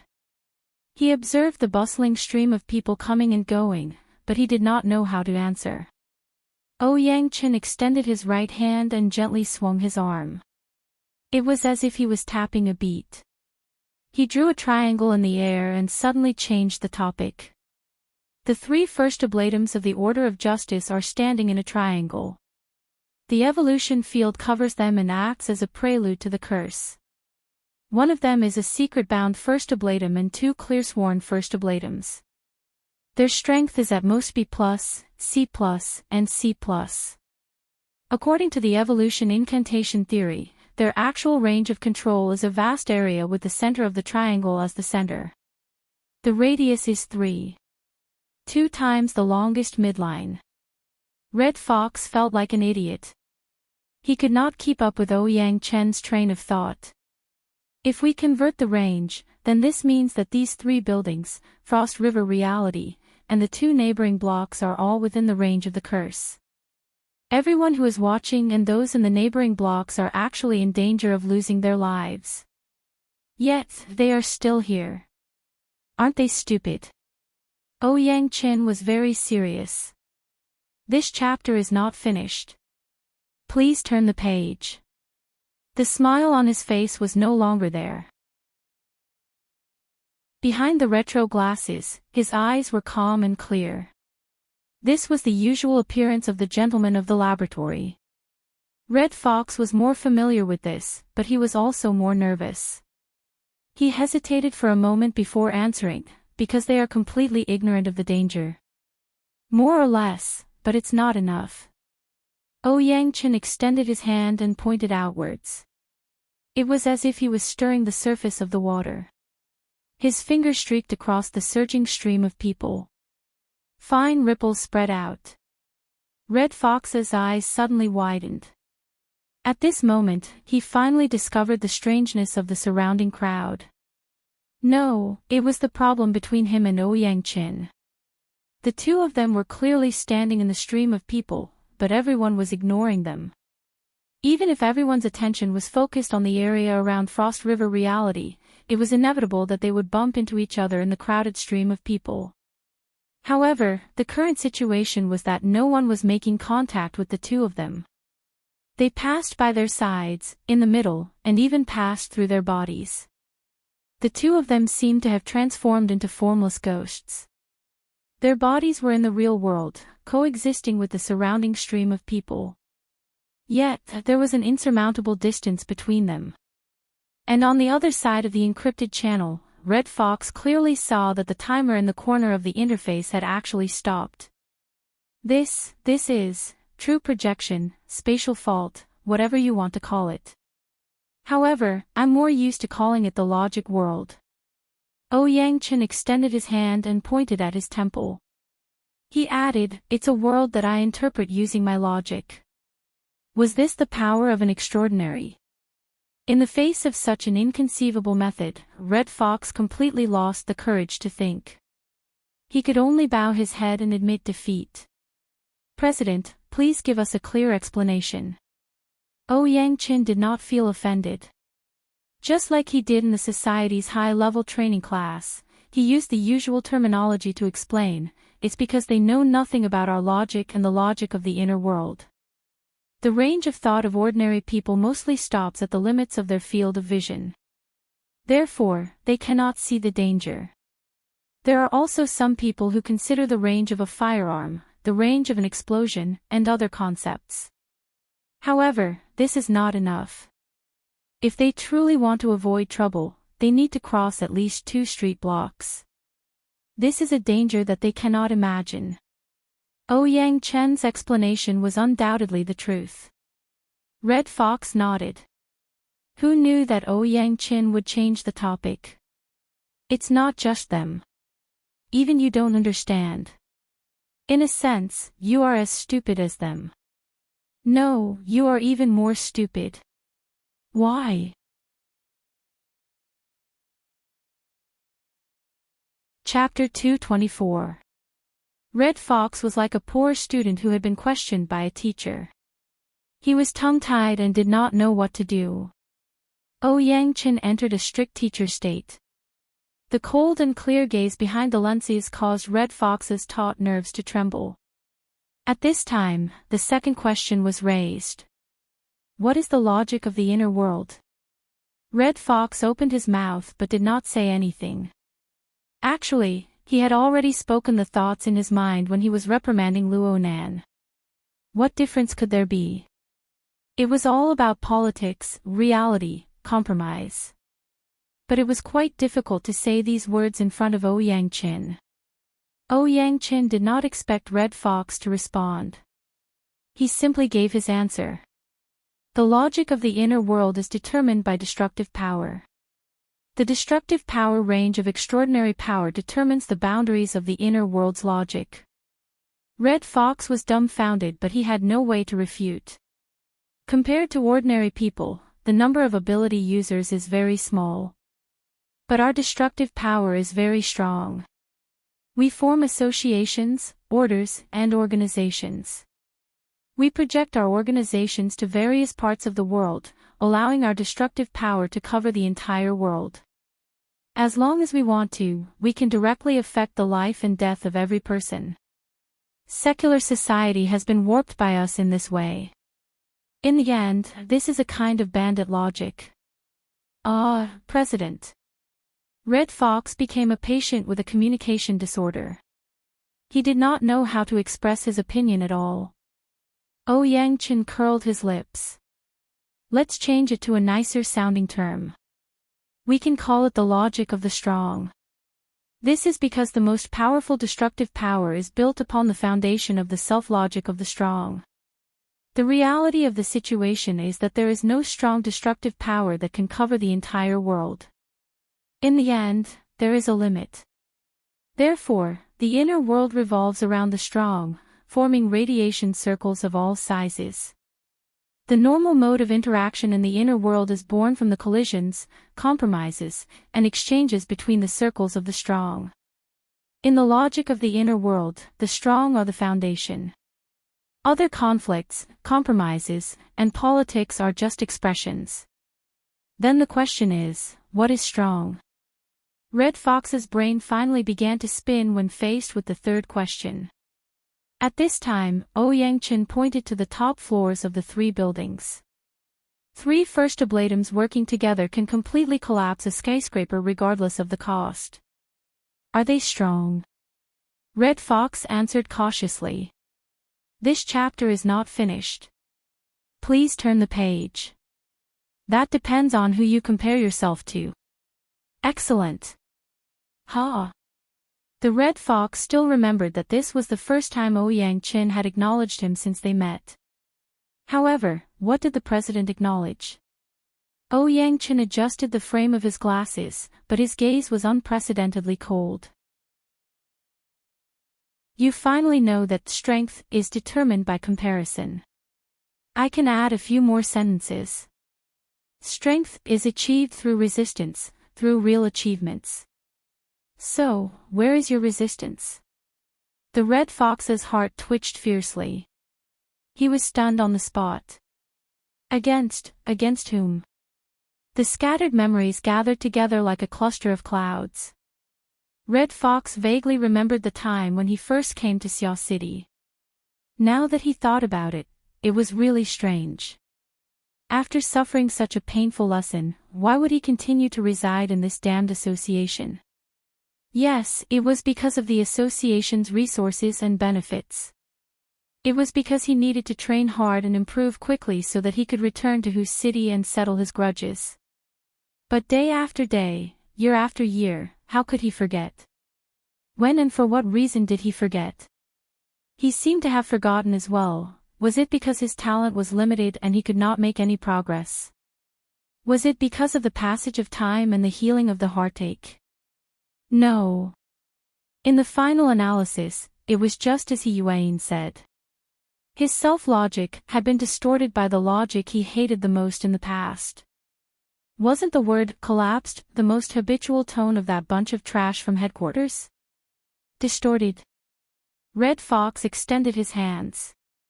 He looked at the structure of his body, which had slowly changed over the years, but he felt that it was very unfamiliar. Ouyang Chen's voice entered his ears. Don't get distracted. Let's continue to discuss strength.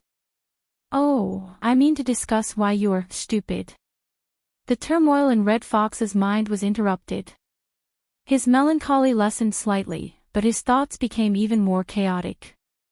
He raised his head in a daze and looked at the president who had just given him a severe warning. Resistance or comparison is fine.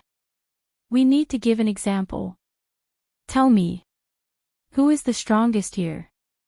Of course it's you, President. Red Fox did not know whether to laugh or cry, but he answered without the slightest hesitation.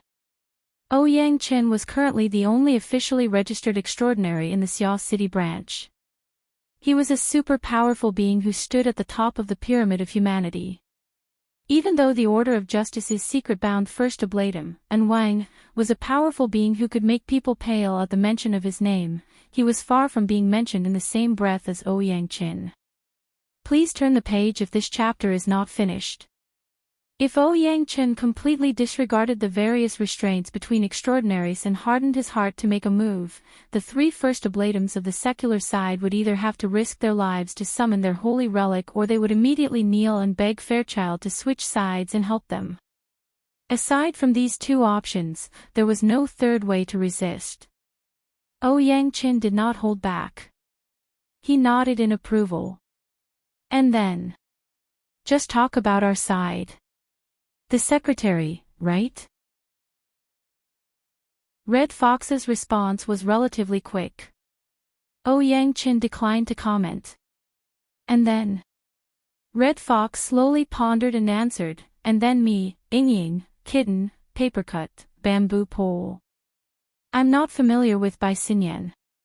Ouyang Chen laughed. He did not make any movements, but a detailed perspective map of a building appeared in front of the two. It was none other than Frost River reality. Several figures were projected inside. They were He Yuan and the other members of the society. Although they were small in size, they were vivid and lifelike. What about him? Ouyang Chen pointed at the child that Red Fox had intentionally or unintentionally skipped over, Luo Nan. Red Fox sneered, him. He's not even an awakened. Yeah, he's still not an awakened. Ouyang Chen nodded but then he sighed. He recited in a low voice, the common people are bright, I alone am muddled. The common people examine, I alone am muddled. Red Fox's attainments in ancient texts were shallow. He was dizzy from listening to Ouyang Chen. He could only raise his hands in surrender. President, Ouyang Chen did not intend to make things difficult for Red Fox. He laughed and said, I'm not a specialist in reading scriptures. From my personal understanding, the meaning of these words is, everyone's energy is limited. When a person establishes a higher level of logic, it will be hard for him to divert his attention to deal with the chaotic logic of the common people. And when he forms a higher level of logic, the logic of the common people will be meaningless to him. Therefore, the intelligent people of the common people will always be able to see his muddleheadedness and childishness. The further the logic of the common people is from the logic of the higher level, the more intense the contrast becomes. After reaching a certain level, they will no longer be able to communicate. They will run in opposite directions. This is why it is said, the path of understanding is like obscurity. The path of advancing is like retreating. The path of barbarians is like the path of barbarians. Ouyang Chen gazed at the small and exquisite projection. His gaze was deep and distant.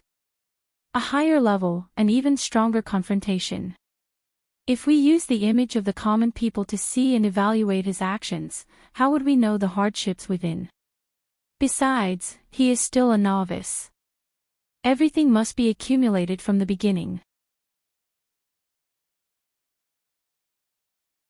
Chapter 225. A group of people looked at each other in dismay at the junction between the private room area and the public arena of Frost River Reality Area A. Yuan stopped talking. Earlier, Red Fox had entered a strange state of silence. He did not respond no matter what. The excitement from before was like a bonfire that had been extinguished, turning into ashes. She can give orders, but I think her ability to communicate with others is average. Zhang Yingying whispered into Bai Xinyan's ear. It was easy for her to talk while standing. Bai Xinyan tightened her grip on Zhang Yingying's neck once more to shut her up. Yuan was as quiet as ever. She just lowered her eyes as if she was muttering to herself. On the street, Bamboo Pole walked quickly toward Frost River Reality. At the same time, he used the surrounding surveillance cameras to circle around a few times before finally capturing Red Fox's image. The angle of the image was not very good, but he could still see Red Fox's eye-catching red jacket. He stood like a stake in the stream of people. He was quietly lost in thought. No one knew what he was thinking. Bamboo Pole let out a long breath. It's good that he didn't just charge in. Those words were effective. Papercut swayed his slightly plump body with great effort to keep up with Bamboo Pole's footsteps. He tried to come up with an idea. Can we take the lead and verify it? The conversation between the two of them had intentionally avoided the encrypted channel so as to not agitate the Red Fox. Bamboo Pole shook his head without even thinking. It's too dangerous. According to Luo Nan's updated dynamic map, the one closest to Yuan and the others was the corpse marked as an Ablatum Knight. However, the distance between each Ablatum Knight was not large. Right now, the situation in Frost River Reality Area A was like a strange chess game. The luxury private room area and the public arena were the boundaries of the river, separating the society from the order of justice. The society had deployed their chariots and cannons. Before they could do anything, the old generals were already fighting with their own Shurxiang. However, the rest of the chess pieces were ready, and their formation was strict.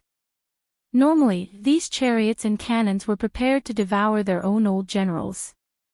However, if the society really wanted to cross the river, then the corresponding pressure would naturally be borne by the society. Papercut spread his hands after listening to Bamboo Pole's explanation. Something will happen if we verify it. Something will happen if we don't verify it. Isn't this tormenting us? That boss Luo should at least say something clearly. Papercut did not take a stand on either side of the argument, but Red Fox's intense and resolute reaction stirred up some sympathy in him. At the same time, Luo Nan's long silence made him a bit dissatisfied. Even if he was a teenager, since he had stepped into the circle and participated in the operation, he had to show enough professionalism and teamwork. Especially in such a critical moment, Cheater could kill the entire team with a single thought. As a team member, who wouldn't be afraid? In the end, the Red Fox was just overreacting. Papercut shot another glance at the encrypted channel. Then, as expected, he saw a young and childish face. For some unknown reason, Cat Eyes, who was sharing her view, had fixed her gaze on Luo Nan's face for quite some time. This seemingly immature high school student had entered a state of silence since the beginning of the debate. Be it sarcastic remarks or supportive actions, none of them could move him. Upon closer inspection, Luo Nan should still be using his all-encompassing senses. His eyes were vacant, and his thoughts were misty. His attention wasn't placed on the matter of Red Fox. If one were to put it in a good way, it would be due diligence and indifference. But if one were to put it in a bad way, it would be too arrogant, selfish, and cold-blooded. Kids these days. Papercut's view leaned toward the latter, but he was calmer than Red Fox. In the end, he just sent a private message to Cat Eyes. "Hey, kitty. Do you see anything?" Cat Eyes did not respond immediately. Her view did not change at all. Was she entranced? Papercut was helpless. He could only send another message. Is there a way to verify it without provoking the order? It was in the instant he sent the message that he inexplicably recalled the conclusion of a famous lecturer in the Society's team coordination class. When the public channel of a team is idle, private messages are prevalent. When that happens, the collapse of the team is just a few feet away. Papercut grinned. He looked at Luo Nan's image in the encrypted channel and felt even worse. At this time, Cat Eye's view swayed. It seemed that someone was calling out to her. "Kitty, what do you say?" Inside Frost River reality, Zhang Yingying could no longer hold back. She forcefully pried open Bai Xinyan's chokehold arm and called out to Cat Eyes. Papercut was not the only one who felt the terrible atmosphere of the team. Zhang Yingying had firmly stood by Luo Nan's side before, but she was very clear in her mind. As the focal point of the conflict, this kid's taciturn way of doing things was extremely inappropriate. Acting deep and reserved was no longer popular. Everyone liked warm guys. However, this brother Luo Nan really could not be woken up. Bai Xinyan, from the perspective of a doctor, advised her not to disturb Luo Nan while he was in the middle of sensing. This was to avoid a situation from happening. As for He Yueyin, Luo Nan's impression of her as a swift and decisive secretary was inexplicably deep and reserved tonight. She spoke haltingly and her goal was unclear. Her performance was completely different from last week when they were dealing with the human-faced arachnid. It seemed that He Yueyin had yet to truly clarify the so-called mission up until now. This made Red Fox so angry that his brain juice was about to burst out. Helpless, Zhang Yingying could only consult Cat Eyes, who was the most professional on core issues.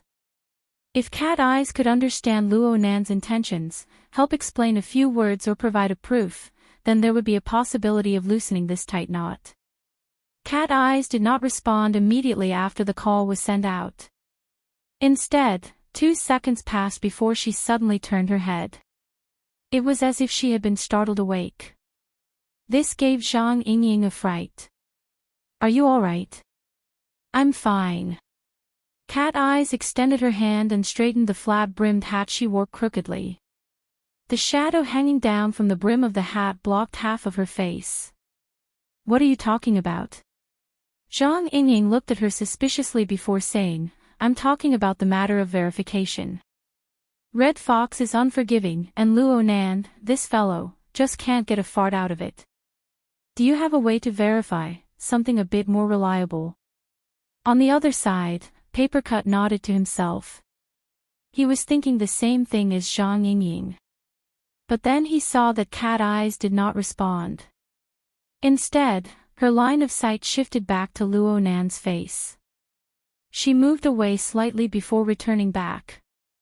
It was as if that delicate and pretty young face possessed some sort of terrifying magnetism. This was the rhythm of being mesmerized. Papercut could not help but ridicule in his mind. It was also at this time that Cat Eyes' line of sight suddenly congealed. It was highly focused, so much so that the interface of her entire field of vision became blurry. The only thing that was clear was the pair of pupils that slowly rose up in the center of the interface. They still carried a bit of mottled colors. The pupils belonged to Luo Nan. This contradictory character seemed to have finally heard the various doubts and dissatisfactions of the people. He temporarily walked out from his self-enclosed logic to connect with the outside world. The target of Luo Nan's gaze was Cat Eyes, but Papercut was paying attention to Cat Eyes' shared perspective. It was the same as looking through Cat Eyes' eyes and locking gazes with Luo Nan. Okay, the word locking gazes was not accurate. It should be a one-sided observation. But inexplicably, when Papercut's gaze locked with Luo Nan's pupils that could not be considered clear, a cold shiver suddenly ran through his body. At this moment, even the drizzle falling from the sky had an additional chill to it. It seeped down to the bones. Bamboo poles whisper faintly entered Papercut's ears, "This eye is sinister." Chapter 226. No matter how many people noticed the strangeness in Luo Nan's pupils, Cat Eye's feelings were 10 times stronger than theirs. It must be known that she was the one facing Luo Nan directly. Moreover, she was the unlucky one who suffered Luo Nan's torment early on. Right now, there was a chain that locked her body and soul. And behind these turbid eyes was a pair of demonic eyes. They looked at her from the outside to the inside, from the inside to the outside. They saw through her completely. The most terrifying thing was that she did not know how Luo Nan did it. She did not know a shred of it. It was like a figment of her imagination, but the trembling in the depths of her body and soul was so real. Cat Eye's breathing stopped for half a second. It was this half a second that evoked the feeling of terror that surged like a tide when she encountered the devil's ritual at Limestone Water Village pub last week. It was as if the churning emotions could drown her at any time. It even gave her the urge to turn around and run. Cat Eye's feet did not move, but her entire body was stiff. She saw Luo Nan raise his right hand at this time. His 5 fingers were slightly open and bent, and his index finger was slightly straighter. It was as if he was subconsciously drawing something, but it was also as if he was going to directly reach over. Luo Nan's arm really did reach forward. At the same time, Cat Eye's could clearly feel the space between her eyebrows tremble slightly. It was not that Luo Nan's fingertips had touched her. In reality, Luo Nan's arm was not extended straight. His fingertips were still some distance away from the brim of Cat Eye's hat. He just tapped from a distance, and the direction of his finger corresponded to the space between her eyebrows. With a tap of his finger, he swiped downwards. Then, or even earlier, Cat Eye's face, throat, shoulders, back, chest, abdomen, and even her legs began to tremble one after another. Luo Nan's finger moved down like a shadow, tracing Cat Eye's in the blink of an eye. It seemed to draw an extremely simple outline of a body. Cat Eye's did not move at all. She let him do as he pleased. This angered Zhang Yingying to the side. Luo Nan's perverted method, no matter what it meant, would only increase the distance between him and the others. It would make the situation even worse. She immediately shouted, "Hey! What kind of demonic madness is this?" Luo Nan turned his head upon hearing this. His gaze met Zhang Yingying's, and he reached out and tapped through the air. Zhang Yingying was so angry that she was amused. She couldn't move her upper body, but she forcefully kicked her legs in exasperation. She wanted to teach this crazy boy a lesson. However, she had only lifted half of her slender, snow-white legs when her chest and abdomen began to tremble. This time, Zhang Yingying knew how powerful he was. She let out a sigh. Even though Bai Xinyan was strangling her neck, she couldn't help but twist her body to resist the inexplicable trembling and itchiness. Her long legs, which she had raised up, also gave way. Next, no matter how Zhang Yingying dodged, Luo Nan's extended finger was always able to accurately correspond with the trembling points on her body. In the blink of an eye, another outline was drawn. At this moment, Bai Xinyan didn't even have the time to release her arm to free Zhang Yingying. Zhang Yingying had been in a great rage, but the moment Luo Nan's finger stopped moving, the white rainbow that revolved around her body gave an inexplicable soft cry. It resonated with the trembling points from afar. The power that had been painstakingly polished over the past few days seemed to have gained a bit more purity and clarity. She was stunned. No one besides her knew of the changes that had occurred within Zhang Yingying's body. However, Luo Nan displayed a treacherous and bewitching scene. Even He Yueyin, who had been calm and collected all this time, gave up pondering over the situation. She opened her eyes wide and looked over. Luo Nan truly withdrew his hand when he finished drawing the outline of Zhang Yingying's body. This was already enough for him.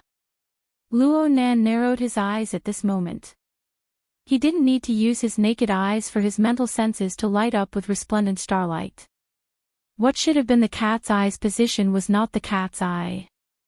Instead, it was a simple structure formed from a dozen or so bright specks of starlight and the connections between the specks of starlight. Zhang Yingying's position was the same, but it was a bit more concise. This was like the basic composition that people were used to using to mark the constellations in the sky. And within the range of Luo Nan's senses, the number of these constellations was increasing without end.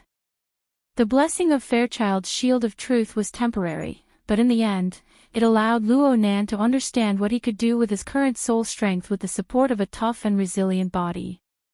Compared to the pure out-of-body state, the body and soul as one state had many limitations, but it also had benefits that the soul body could not achieve. The most direct change was reflected in the mutual interference between the mental and the material planes. The configuration outline of the body and soul as one became the hub for the highly efficient conversion of energy and information. The pressure on the fleshly body exploded, but the consumption caused by the mutual interference decreased by at least 50%. In other words, the effect of Luo Nan's soul strength interfering with reality had doubled in the blink of an eye. And the interference that needed to be overcome during the process was greatly reduced. The first thing that could be seen was the substantial increase in precision. Luo Nan had always been particularly sensitive to energy and information. He could measure the material plane in terms of precision. His limit was displayed when he used clairvoyance on his own body. It was approximately 1/10 millimeter. When placed outside his body, it was on the millimeter scale. It was only a rough observation, it was not particularly exquisite. But right now, the limit of his external precision easily broke through the domain of 1/10 millimeter. The results even surpassed the resolution of the naked eye. Even though there was still a difference of heaven and earth between this and precise observation instruments on the nanometer scale, this meant that within the range of his clairvoyance, no matter what kind of shadow or corner it was like he was there in person. Moreover, he could see everything clearly regardless of the intensity of the light. And if he concentrated his energy, shrunk the range, and increased it by another level, he was completely capable of accomplishing this. The large increase in precision was obviously a good thing, but this change did not bring convenience to Luo Nan. Instead, it brought a large amount of useless details and junk information. The floating dust, the crawling insects, the filth in the corner of the wall, and of course, the background noise of electric currents, the messy breathing of humans, the rustling sound of rain falling from the ceiling of the amusement park, and even the changes in temperature, the exchange of air, and so on. These details, which were hard to notice in the past, were all interwoven and mixed together, pushing towards Luo Nan. Of course, the stimulation of information from multiple levels and angles had to be fed back to the structure of his body and soul. But the corresponding processing efficiency was bound to be limited by the speed of nerve conduction, methods, and other material planes. It was impossible to process everything big and small. Luo Nan had to make some trade-offs. It must be said that humans had formed a fuzzy recognition mechanism over the course of hundreds of thousands of years of genetic evolution. They were used to starting with the overall characteristics of things, avoiding the pressure of identifying too many details. But the problem Luo Nan faced right now was that the original fuzzy whole had been divided into large amounts of clear details under the circumstances of the substantial increase in the precision of his senses. The boundary between the two had collapsed. The clearer the details, the greater the amount of information, and the greater the consumption of analytical resources. This directly affected the upper limits of the types of information Luo Nan could receive. It also limited the range of his senses. Chapter 227. How could the old world be explained in a new way? Luo Nan faced this challenge the moment he unleashed his all-encompassing senses. He had to focus his attention to analyze the various basic information elements and rearrange their order. There was a period of time when he reached the state where he could no longer see a mountain and no longer see water. Living people, living emotions, were all decomposed. For example, cat eyes. Luo Nan knew that she was afraid the moment he came into contact with her. And this living example would be decomposed by him into breathing, heartbeat, pupils, muscles, and even hormone secretion and conduction. He would then reconstruct them. He wanted to find a more concise, more essential special structure that was able to describe all kinds of people and all kinds of states. If it were anyone else, they would have been beaten senseless in front of such a huge amount of detailed material. They would have lost their ability to completely reconstruct things. They would have been no different from a lunatic at that time. Luo Nan was stupefied in the beginning. The radius of his mental senses extended to around 80 meters, covering area A. His senses nearly collapsed. The large amount of detailed information was like a network virus. It flooded all of his sensors in a short period of time, congealing his neural network. The high-intensity stimulation in a short period of time caused him to experience serious neurological activity suppression.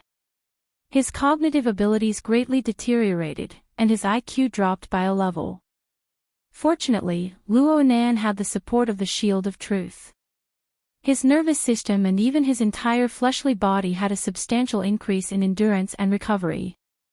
This allowed him to withstand the initial assault of the junk information.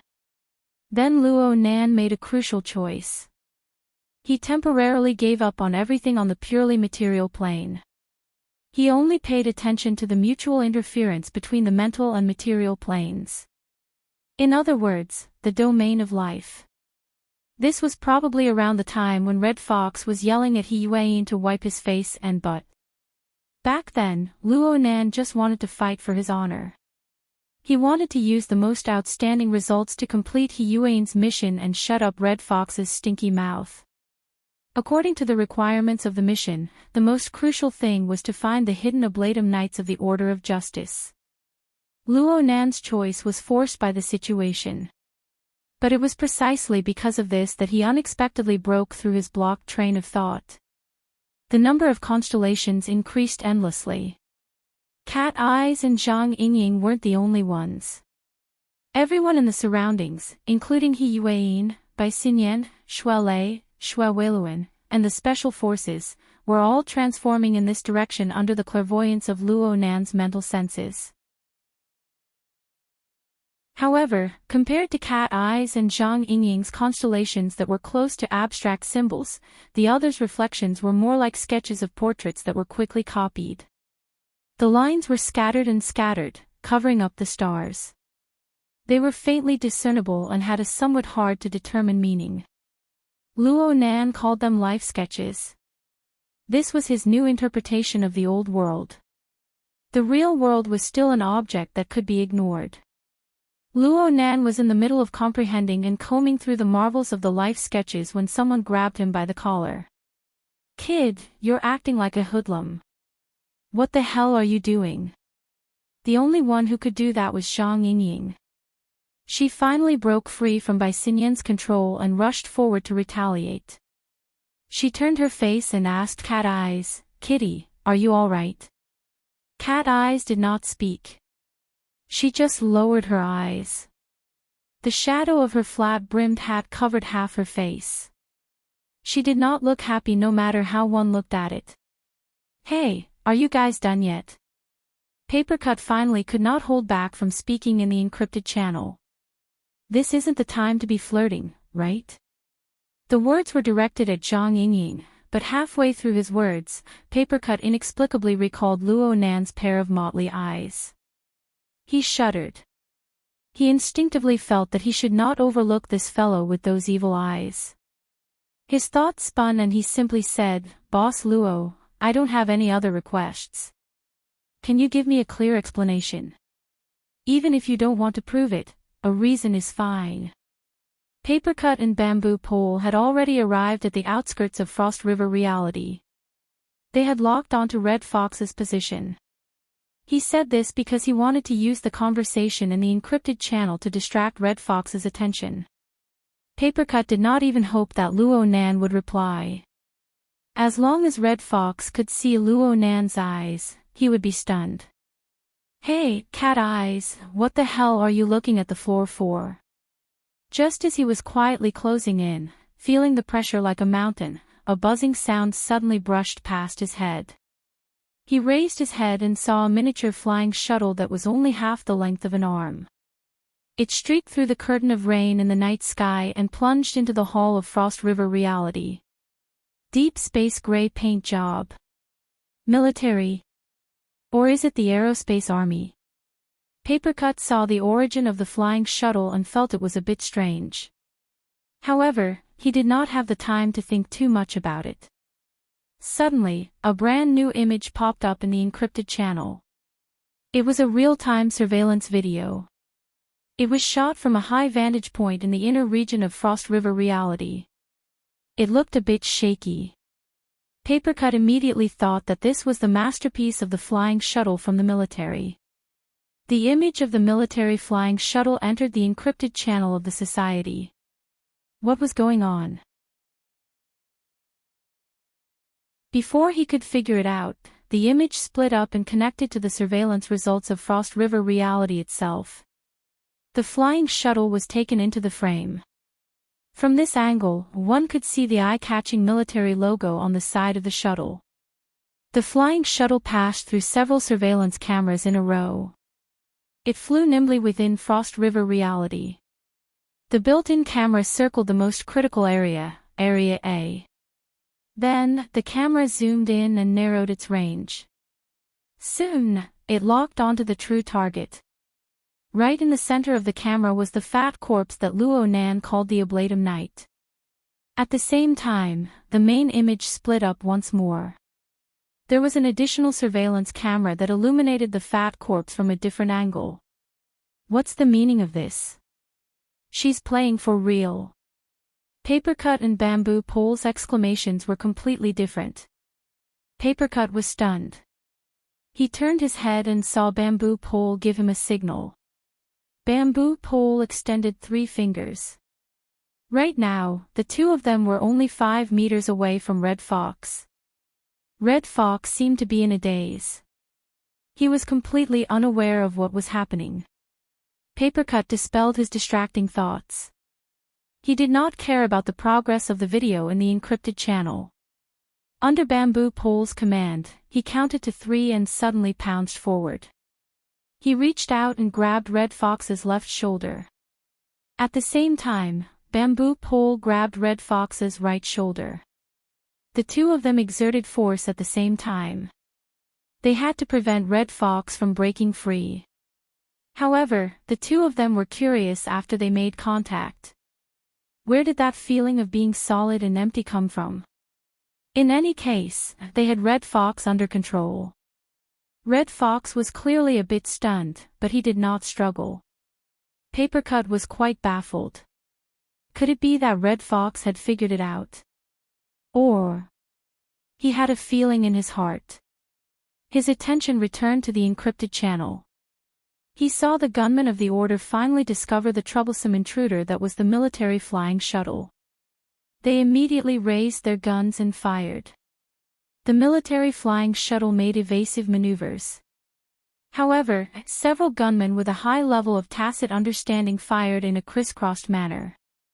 In the end, the flying shuttle was blasted apart by the electromagnetic bullets in midair. The image that overlooked the scene instantly turned black. However, it could be seen from the surveillance footage that the flying shuttle's own weapons had opened fire at the same time before being shot. The target was not any of the gunmen. It was the fat corpse that was lying on the ground. The military is verifying it. Before Papercut could finish his thought, the fat corpse exploded with a bang in the next second. Flesh, blood, and bones sprayed everywhere. The ground was filled with holes wherever it passed. The nearby walls were pierced through. The penetrative power was incomparable. What made everyone's eyelids twitch the most was that a small and thin figure shot out from the splattering mist of blood. It instantly flashed out of the surveillance footage.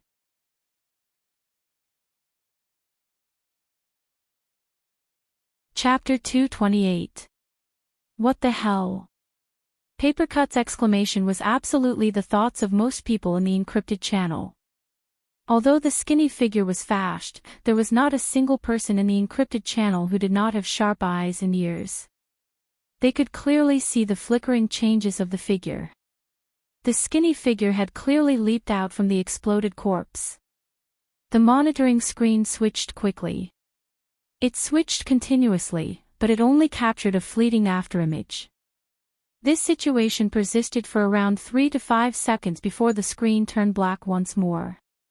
It was at this moment that all the monitoring screens were finished. Papercut hurriedly asked Bamboo Pole, "What's going on?"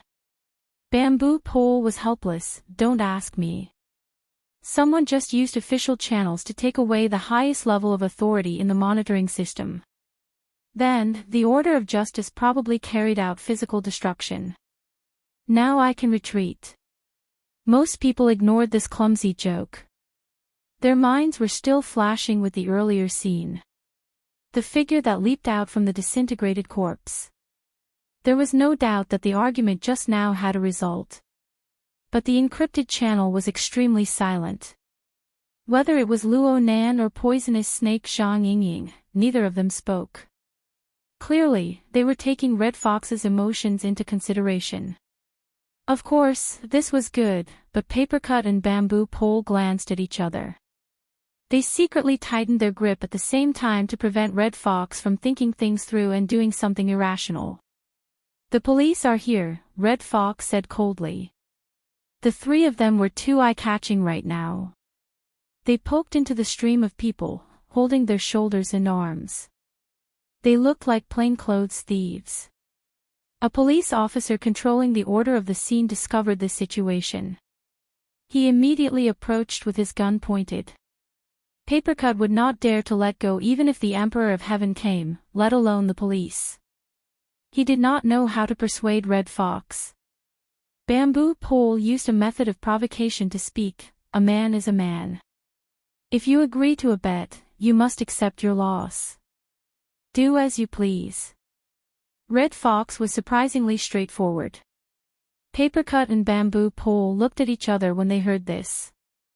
They just felt that Red Fox was so calm that it gave them headaches. They were unable to judge him. Red Fox just shook his shoulders and slid away from the grip of the two. He did not make any further movements. He just said calmly, "That fellow is Ghost Thunder. I met him once before. Damn. It really is that big bomb." Papercut's answer was like a piece of paper that was broken with a touch. Ghost Thunder was one of the most famous Oblatum Knights of the Order of Justice in Xia City. This fellow's most famous ability was that he could turn most of the materials he came into contact with into terrifying explosives. Coupled with his extraordinary movement speed, whether it was attacking or assassinating, he was a terrifying character. The military shuttle's inexplicable verification had actually activated this terrifying character. No one knew who this guy's next target would be. The military has set the pace well. Scissors grumbled under his breath, but then he realized that something was wrong. It seemed like when the military shuttle flew in, a certain someone's reaction was very strange. He turned to look at Bamboo Pole. "What did you say earlier?" "Serious." "Who's serious?" Bamboo Pole did not reply immediately. Instead, he sent a message into the encrypted channel. "We have met up with Red Fox. Be careful, it's Ghost Thunder." Now, everyone should have no objections to Mr. Luo's omnidirectional sensing ability. The one who spoke was He Yueyin. No one would have thought that she, the operations manager, would not be afraid of blowing things up even though Zhang Yingying had misgivings. She would speak so directly. Papercut cried out bitterly in his heart. He instinctively reached out to grab Red Fox, but Red Fox did not move at all. His face was expressionless. Could it be that he was willing to accept his loss? Or was he drugged with bewitching drugs? Papercut retracted his hand in embarrassment. Yuan did not pay attention to the matter of Ghost Thunder in the encrypted channel at this time. She just extended the topic of omnidirectional sensing. She issued an order. From now on, all communication must be done through the encrypted channel. Mr. Luo, Cat Eyes, confirm the current omnidirectional sensing radius. 55 meters. Cat Eyes' answer was straightforward. This number was 10% higher than her usual performance. 80 meters. Luo Nan's nervous activity suppression symptoms had already disappeared. He was freed from his state of turning a deaf ear. He hesitated for a moment when he heard this and reported a relatively conservative number. For the time being, Luo Nan was uncertain of Yuan's mission requirements. He needed to be cautious. This was the limit of his ability to balance his life form and the purely material plane. He was a bit stronger than Cat Eyes, but he was far too lacking compared to the 500-meter sensing radius he had in his last operation. Sure enough, Yuan was a bit surprised. 80 meters. Luo Nan was just about to explain when Zhang Yingying exposed the fact that she had violated the rules by looking up classified information. Ha! I remember that it was 500 meters in the briefing, but it was in an abnormal soul-attached state. Now that my body and soul are one, I can retain 16% of my sensing radius. Is the Shield of Truth really that useful?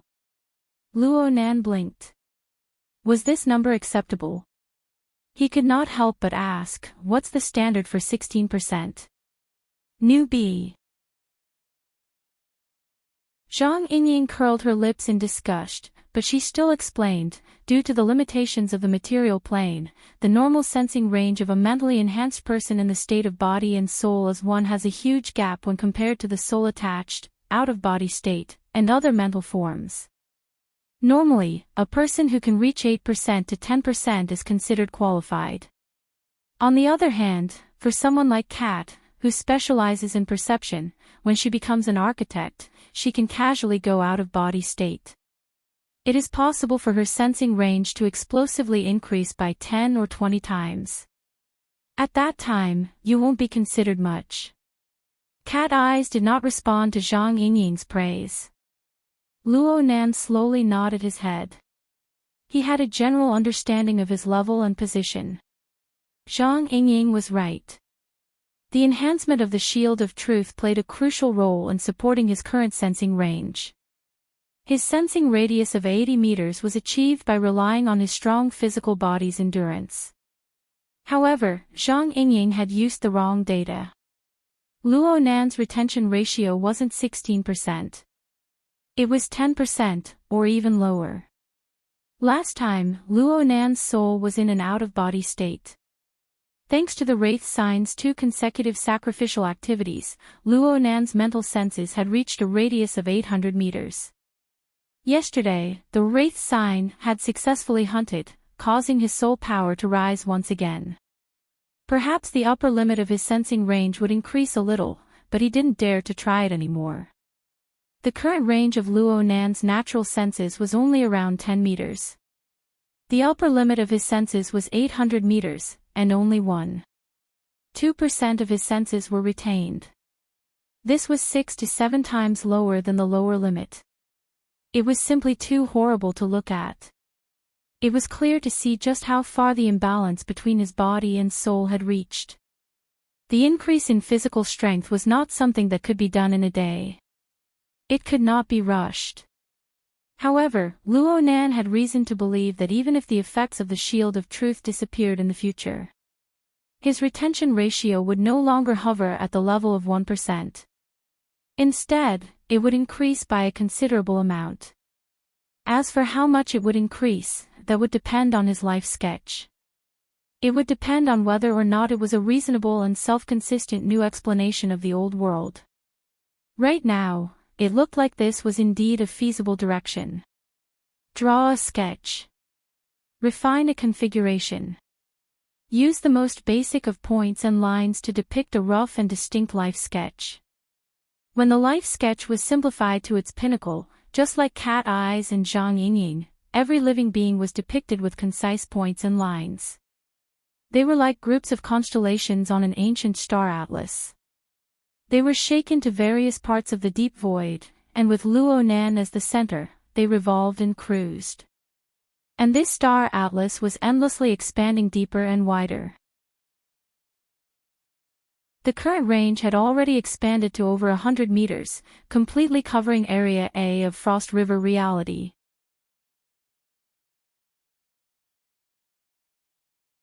Chapter 229. This was perhaps the clearest command He Yuan had issued since the beginning of tonight's operation.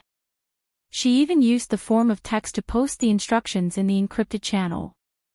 Current objective: eliminate all gunmen of the order. Priority is given to the non-ability users. Luonan is the first executor of Frost River reality and the connected buildings, while Cat Eyes is the second executor. Everyone else, protect Luonan and Cat Eyes as they move safely. Ensure that the entire range of Luonan's senses covers the entirety of Frost River reality and the connected buildings. What does that mean? The target itself was very clear, but not many people understood He Yuan's intentions. If he wanted to deal with the enemy, what about the Oblatum Knights of the Church? What about Wang and the other secular officiants? That was the real deal. It's true that the opponent is currently focusing all his attention on Child, but do you really think he's a target when you make a move? I really don't know what He Yuan is thinking. Papercut turned his head to look at Bamboo Pole. You've been on a mission with the secretary before. Was she like this before? Papercut had already spoken rather tactfully. His true meaning was, why did this commander of the military's elite Deep Blue Walkers feel so unreliable? Bamboo Pole didn't say anything. He just smiled and tapped his ear, reminding him that He Yuan had already ordered all communication to be done through the encrypted channel set up by the Hexier. As the commander, He Yuan issued an official order, and the encrypted channel immediately cleared up. Only the status of execution could be reported. To put it bluntly, this meant, from now on, everyone just focus on doing their job and don't talk nonsense. Next, He Yuan sent out even more specific orders and details within the encrypted channel. Luonan, Cat Eyes, and Shuelei form the inner circle. Xue Weiluan and the Special Police will follow standard operational procedures and execute a closed-loop defense. White Salt, Yingying, and I will coordinate with each other on the perimeter. We will cover our advance in the 10 o'clock direction. Outside of Frost River reality, Papercut, who possessed some basic tactical accomplishments, felt his scalp go numb following He Yuan's command. There was nothing much to say about his route of action. The 10 o'clock direction was roughly a 60-degree angle from the Chuhihan boundary, between the private room area and the public arena. Then, he moved sideways. The goal was very clear. It was to display Luonan's all-encompassing sensing ability to the greatest limit. He would cover the enemies in Area A while pulling apart the distance to react. This choice was very correct. The problem was the formation. The SWAT team's closed-loop defense was a tactical formation used in close-range anti-riot operations. It could be used to protect the target within the closed loop when facing the siege of a large number of thugs who did not have long-range killing weapons. But now, He Yuan and the others were not only facing the cold-blooded gunmen of the Order, but also Ghost Thunder, who had a lot of long-range attacks. What would they do if they were hit in the middle by a high-explosive thunderfire? This. Just what was He Yuan thinking? While Papercut was dumbstruck, Bamboo Pole gestured for him to calm down and not be impatient. Bamboo Pole hinted at Red Fox, indicating that he could restrain himself right now. What about Papercut? At the moment, Bamboo Pole was still providing basic technical support for the logo. In order to avoid any accidents, he took the initiative to ask in the encrypted channel after he appeased Papercut, "Boss Luo, can you confirm that the information conversion of the logo is normal?" Luo Nan probably still wasn't used to this. 3 seconds passed before he said, "It's normal." Papercut scratched his head. He believed that quite a few of his companions who were participating in the operation were feeling the same way as him. Though there was certainly no one who doubted Luo Nan's sensing ability right now, this person was still too noob when it came to doing things. Bamboo Pole, on the other hand, was very patient. He explained one by one, "In order to ensure timely updates, I have already relinquished control rights. Right now, you are the #1 controller. The secretary and kitten can mark the route and insert flags to make corrections. Have you played the classic Minesweeper before? That's what it means.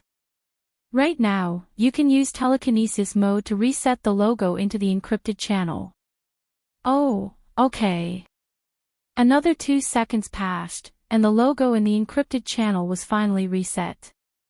The logo was still based on the elevation of Frost River reality. It was densely covered with red and green dots. Those who had participated in the previous debate noticed that the location of the fat corpse no longer had a red dot. It looked like the specific content had been updated. Bamboo Pole gestured an "okay" to Papercut and Red Fox. He winked, indicating that the little fellow could still be saved. Red Fox's response was cold. Papercut smiled wryly. He felt that he had perfectly substituted himself into Red Fox's previous role. It was awkward no matter how he looked at it. Was he too neurotic? He tried to return to his previous peaceful state, but before Bamboo Pole could put down his hand, nearly half of the 16 or 17 red dots on the logo that represented the enemy were erased in a single breath. What's going on? Papercut felt very mystified. He nearly fainted. Even this can be mishandled. Right now, He Yuan was marking the next course of action on the logo. The extending blue arrow clearly stopped. She seemed to be stunned by this sudden scene. The encrypted channel was deathly silent for a time until Luo Nan's voice rang out. He was clearly inexperienced, but he strove to be experienced. It was just like the soldier's report. 7 gunmen have been eliminated. He Yuan. Cat eyes, ? Bamboo Pole, ! Papercut blurted out, "What the hell?" As for Red Fox, he smacked his fists against his palms, creating a crisp bang. Zhang Yingying had been bouncing around to warm up her body, preparing to deal with the upcoming fierce battle. She nearly sprained her ankle when Luo Nan's message came out. She rushed to support Bai Xinyan, turned her head, and shouted, "Are you kidding me?" Everyone's reactions were different at this very moment. On the map, most of the motionless red dots suddenly became restless. Luo Nan's message continued to update while Cat Eyes added in a hoarse voice, "There are Ablatum Knights advancing toward us. 30 clock direction." They disappeared. The possibility of it being Ghost Thunder is extremely high. There are still 3 more behind them. No, 4. It was as if an invisible drum had exploded in the air. The situation that had been stagnant all this time suddenly entered a high-altitude stalling state. Nearly everyone could feel a dizziness that bordered on absurd.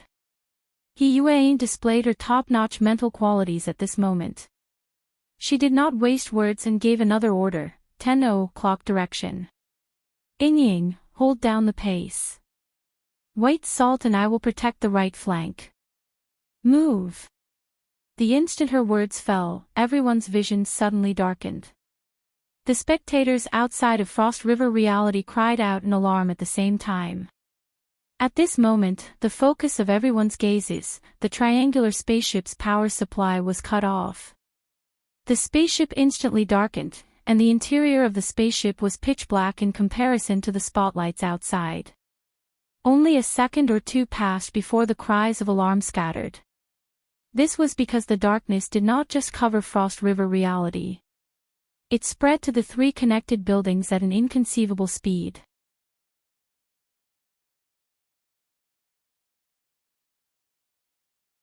Chapter 230. The darkness that suddenly descended within Frost River reality was like a curtain that covered one's face. Theoretically speaking, ability users with extraordinary powers and special forces equipped with exoskeleton armor would not be affected by the darkness. However, an atmosphere filled with malice and murderous intent followed the arrival of the darkness. Feelings and such were fabricated. They floated in the air, but the restless negative psychic pressure was real. The group of people from the society did not know the range of the darkness for now. However, they could personally feel the urgency and impatience within the darkness. The more it was like this, the more they needed to be steady.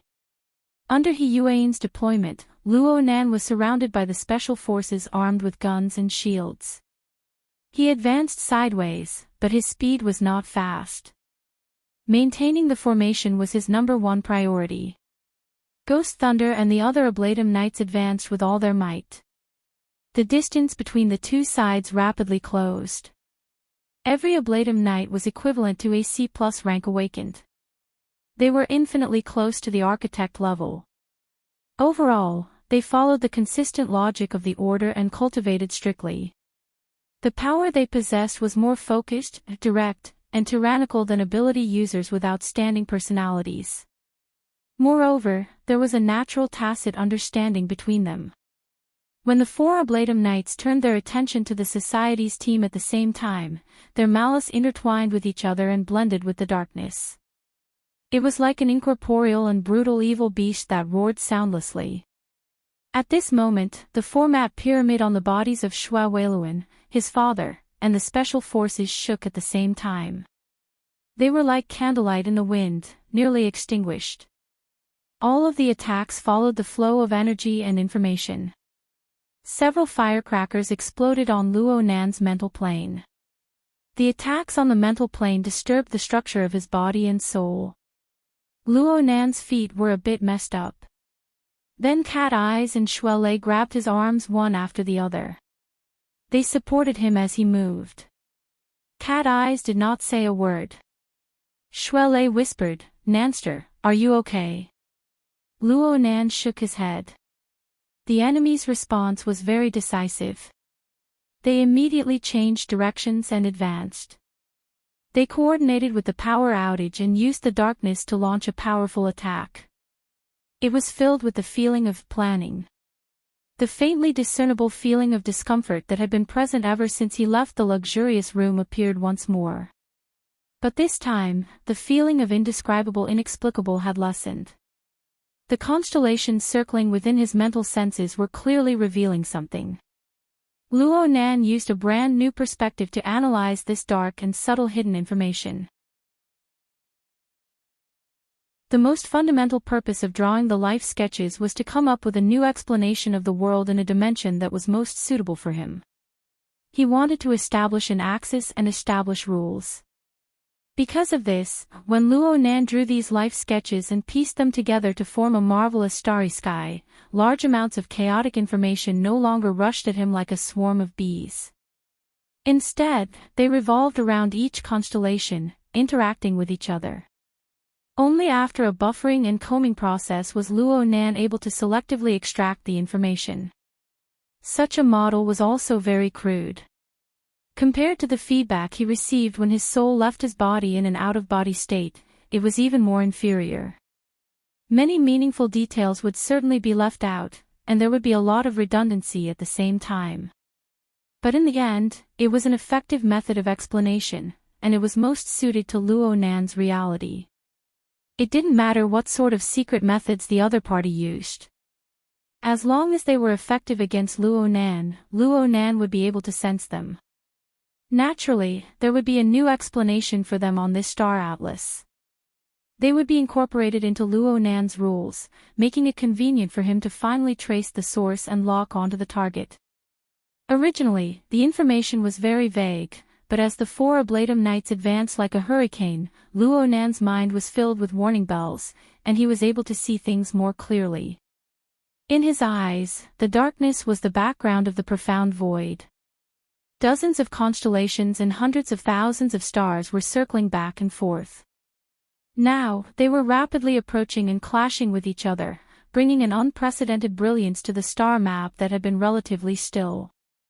It formed an interesting contrast with the restless negative spiritual pressure on the plane of reality. Everyone's life sketches were different.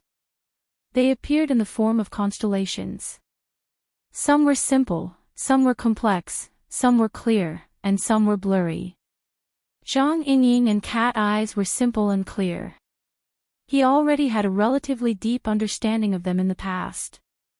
He Yueyin and Bai Xinyan were powerful and their configurations were exquisite and exquisite. With his current level of analysis, there were naturally more areas that were vague and ambiguous. As for the four Ablatum Knights represented by Ghost Thunder, they were strong and had deep enmity towards him. It was even more difficult for them to draw it clearly. Within Luo Nan's mental senses, the four knights, one in front and the other three at the back, were like four balls of nebula dust that had exploded in deep space. They came pouncing over. The collision on the star map level was a bit faster than the collision on the plane of reality. And when the two sides of the blurry chaos collided, the nodes and lines that were originally not very clear were purged of the dense fog. They suddenly became much clearer. As the star map changed, He Yueyin, who was protecting the flank, issued an order, "White salt, cover." Just as her voice fell, the ceiling above the pitch-black sky exploded with a rumble. The decorative planks shattered in the explosion, turning into shrapnel that splashed in all directions. The special police officers were well trained. The shield-bearers raised their shields at the same time, blocking the space above them. Clanging sounds rang out for a time. There were even a few popping sounds of explosions mixed in with the subtle cracking sounds of the shield structure being damaged. The explosion-proof shields could block the inner ring, but they were useless against He Yueyin, Bai Xinyan, and Zhang Yingying, who were roaming around the outer ring. Zhang Yingying was fine. She took 2 quick steps to the front and evaded it. The remaining 2 were within the range of the explosive shrapnel, and their reactions were completely different. Bai Xinyan's movement speed did not change at all. It was just that a cold wave suddenly rose from her body, sweeping through the air. Any shrapnel or explosive lightning was instantly frozen. Even the corresponding kinetic energy was stripped away. They rustled like snow, falling to the ground. Such an unscientific spectacle nearly made the eyes of the special police officers pop out of their sockets. Only now did they understand the meaning behind He Yueyin's so-called cover. As for He Yueyin, she did not retreat when the cold wave flooded the darkness. Instead, she advanced. Her figure could still be seen with her first step. Her second step was blurred and distorted. By the time she took her third step, her figure had completely disappeared. Only a brilliant arc of light sliced through the darkness. And the arc of light was already 30 meters away. Right now, the average distance between the 4 Ablatum Knights and the team was only around 40 meters. Right now, He Yueyin had clearly killed her way to the front of the enemy's pouncing formation. If she was even the slightest bit sluggish, there would be a fatal risk of being attacked from all sides by the enemy. But the arc of light was far too fast. They didn't have the time to truly worry about anything. The brilliant arc of light suddenly flashed and extinguished. Practically no sound could be heard as the arc of light flickered and extinguished. But a certain constellation immediately fell apart in Luo Nan's perception on the star atlas. It dimmed and disappeared. It was only at this time that the people with the sharpest ears were barely able to hear the sound of blood splattering within the dark air. Shuai drew a cold breath to the side. A kill in 10 steps. Cat Eyes' voice was hoarse within the encrypted channel. Ghost Thunder killed confirmed. The channel was a sheet of silence until He Yueyin issued a new order. 12:00 clock direction. Accelerate. Following the order, Zhang Yingying, who was in front, did not utter a word. She turned around and sped up. And at the edge of the darkness where the team met, He Yuan's figure appeared. She continued to protect the flank, as if nothing had happened before. If there was any change, it would be that she shot a glance toward the center of the formation. Her target was not Luo Nan, but Xue Lei, who had just lost his voice.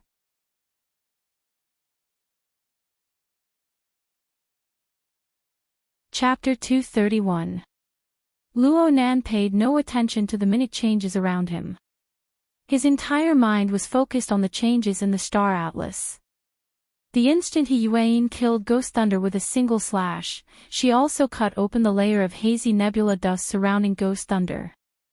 Before Ghost Thunder died, his constellation finally appeared clearly. Even though it soon dimmed and disappeared, the internal structure of the constellation was still a good reference for Luo Nan to analyze the other Ablatum Knights of the same order. In the blink of an eye, Luo Nan's star atlas became much clearer. Correspondingly, the obscure and unclear external force that was exerted from the void became harder to hide. Luo Nan could see from the star atlas that the force was secretly interacting with the assault formation of the 4 Ablatum Knights. However, Ghost Thunder, who was at the front, was killed with a single slash. The force, which was still being deployed, was thrown into chaos. It struggled a few times before it finally scattered. Oh, crap! Luo Nan began to worry for the other side. The force was actually quite considerable, but it leaned towards the mental plane. In order to be effective on the material plane, one needed to find a more suitable entry point for interference. Therefore, it had not been able to truly move down. It just circulated and spiraled, accumulating power in preparation for a thunderous strike. In terms of judgment, awareness, and techniques for accumulating power, He Yuan was 1,000 times more professional than Huang Bingjin, who had been shoved into a corner. However, the other side clearly had bad luck. It was not easy for them to have the opportunity to interfere through the use of the 4 Ablatum Knights. However, He Yuan's frighteningly powerful slash had struck their weak spot. They had probably already suffered a backlash, causing the accumulated power to collapse and scatter in all directions. It was not a big deal for this considerable power to scatter, but it was a disruption to the overall situation of Frost River reality. The special police officers around Luo Nan were clearly wearing thermostatic exoskeleton armors, but they were shivering. They were affected by the corrosion of this scattered power. But soon, the nearly extinguished format pyramid on everyone's chests lit up once more. It was repaired and perfected, cleanly expelling this inexplicable chill. Your reaction is quite fast this time. Bai Xinyan gave a light praise in the channel. She took the opportunity to ask, your body is fine, right? Is there a time limit to the blessing of the Shield of Truth? It should be fine. Luo Nan responded casually. Most of his mind was still focused on the star atlas. The timely addition of the format pyramid's augmentation wasn't due to his fast reaction. Instead, it was because he was trying his best to maintain the star chart that he had drawn with great difficulty. Why was Luo Nan worried for the enemy? It was all because the effects of the energy dissipation were too annoying. In the next few seconds, Frost River reality was a scene of chaos. The trapped citizens were already terrified and restless in the darkness. They were swept by this power that was brimming with negative psychic waves. Their mental defenses were about to collapse. For a time, screams and wails rang out in Area A. Even when the gunmen went on a killing spree, it was not as miserable as this. If the hearts of the people became unstable, the life sketches would also be affected. Luo Nan had been mulling over whether or not he should give a boost to everyone within the range of his senses, but it was too late in the end. Stabilizing the souls of almost 100 people and sorting out their auras in the midst of the rampaging negative spiritual waves was beyond his ability. In the end, the star map couldn't help but shake violently. Luo Nan felt that all the stars were trembling. There were many phenomena of displacement. The structures that had appeared before were all deforming. This destroyed nearly half of Luo Nan's efforts. Damn it! Luo Nan could not help but curse. What's going on over there? Shuai Lei's gaze glanced at He Yuan a few times. In the end, he could not help but ask in a low voice. Right now, his ears were filled with screams and wails. He could not stand this atmosphere. He would rather have a few powerful enemies jump out and fight with his life on the line. But at this time, the Oblatum Knights were intimidated by He Yuan's ghost-like blade techniques and the collapse of the augmentation behind them. They hesitated to move forward, and the team advanced incomparably smoothly. Luo Nan shook his head, temporarily dispelling the vexation in his mind. He sent a message in the encrypted channel, comforting Shuai Lei and reporting the situation of his observations. It's nothing for now. It's just that someone is up to no good, but Secretary He / caused a backlash. His power has gone out of control. He can't cause any substantial damage. There were no more than 3 people in the entire team who could truly understand Luo Nan's words. However, no one doubted Luo Nan's words anymore after his successive highlights. Instead, they were affected by his train of thought. Most of them guessed and pondered. And at this time, Cat Eyes reported, my range of perception has been affected. Right now, it has a radius of 38 meters. Mr. Luo.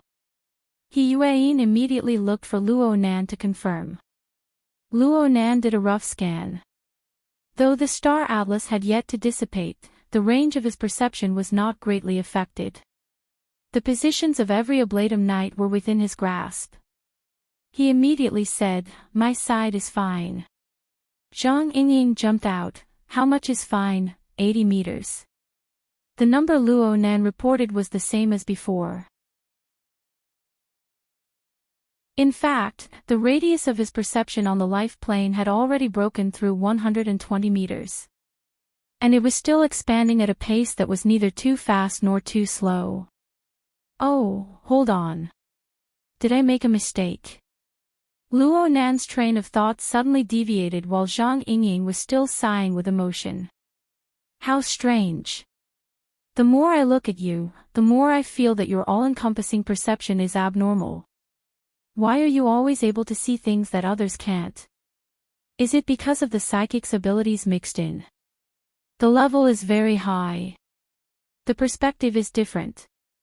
Cat Eyes gave Luo Nan a rare positive evaluation from the side. And this was the result of her constant observation.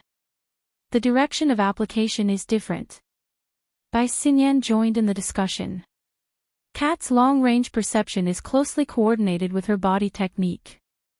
Student Luo Nan seems to be more focused on pure observation. Of course, it's easier for him to be disconnected.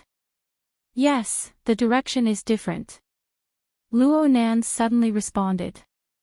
Cat Eyes needs to make a timely response to all changes within the range of her perception.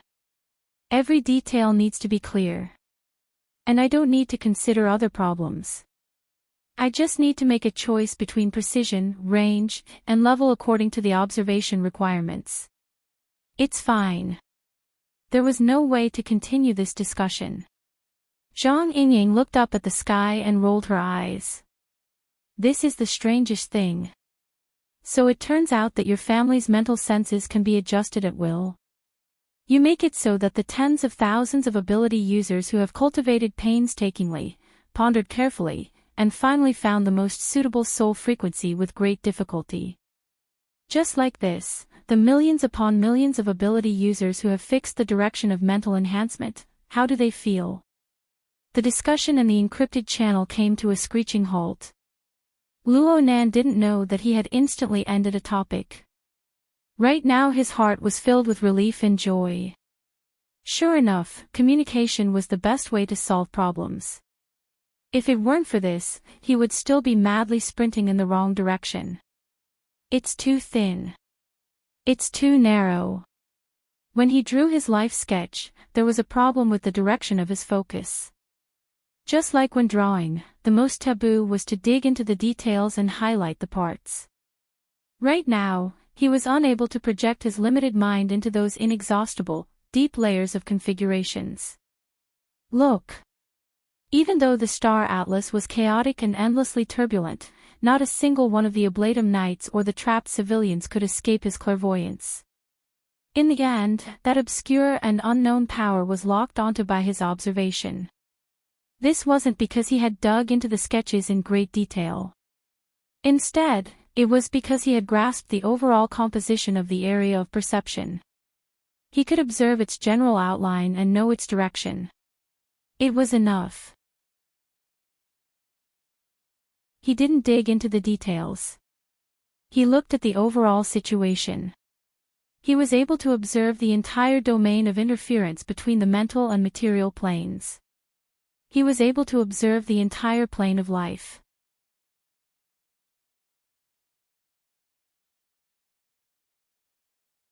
Chapter 232. In order to understand the whole, one must first see. Simply see. Luo Nan's previous clairvoyance mode could not break away from the pattern of the old explanation. He had to honestly expand his domain step by step. He had to consider the body's ability to endure and process enormous amounts of information. But after changing to a new explanation, it was still a sketch to begin with. It was a general impression of the whole. It was a recreation of one's feelings and memories. One only needed to grasp one or two characteristics of life dynamics and use simple brushwork to synthesize them. This was the difference between sketching and sketching. It was the difference between meticulous brushwork and freehand brushwork. Luo Nan summarized life sketches into sketches and configurations. Sketches should be the first. This was the core of the whole train of thought. It was the true direction of application.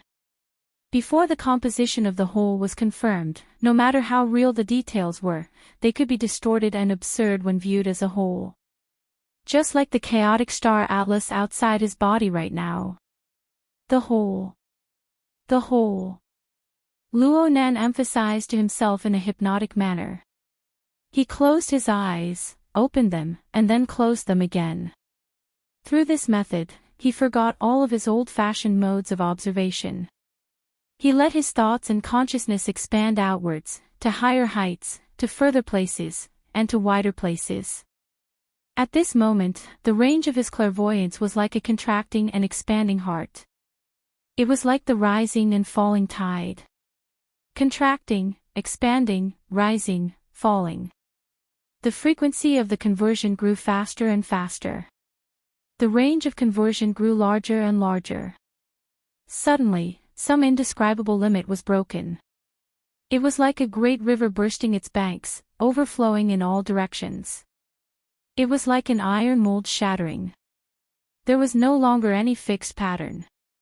There was an instant when Luo Nan felt that his body and soul were about to scatter into the void. Only when the dark chains trembled and the power of the "My heart's a prison" format appeared did Luo Nan retract. It was also in this instant that the range of Luo Nan's mental senses recovered to the peak value of his out-of-body state. It reached 800 meters. In a few breaths of time, the radius exceeded a kilometer and it was still expanding. The entire Frost River reality, including the 3 buildings that supported the amusement park, and even some of the surrounding areas were all within the range of his clairvoyance. Blurry constellations appeared one after another. Everyone within Frost River reality was not limited to the people by Luo Nan's side. This included Fairchild, Bays, the 7 Ablatum Knights, and nearly 100 trapped citizens. Then there were the people outside of Frost River reality. There were even the police officers on the 3 bearing buildings. There were tens of thousands of spectators. There were stars as bright as diamonds in the constellation system. There were also shadows that were hard to see. There were even dark clouds that were hazy and turbid. The shadows were of inanimate objects. The shadows were of inanimate objects. The shadows were of inanimate objects, and it was difficult to analyze them. Although he didn't try his best to depict it, there was a wonderful connection between motion and stillness, between inanimate objects and life, between the known and the unknown. Light and shadow intertwined. Light and dark corresponded. Illusory and real interacted with each other. Under their interaction, the boundaries between each constellation, shadow, and dark cloud gradually blurred. They intertwined with each other, but their trajectories were clear. The Dharma and Logos were in harmony. Finally, they turned into an endless winding galaxy that spread out. Without a doubt, this was the most profound and vast picture Luo Nan had ever drawn in his entire life. It contained layers and mysteries that were hard to fathom. If it was possible, Luo Nan really wanted to be intoxicated by it. He wanted to ponder over every detail.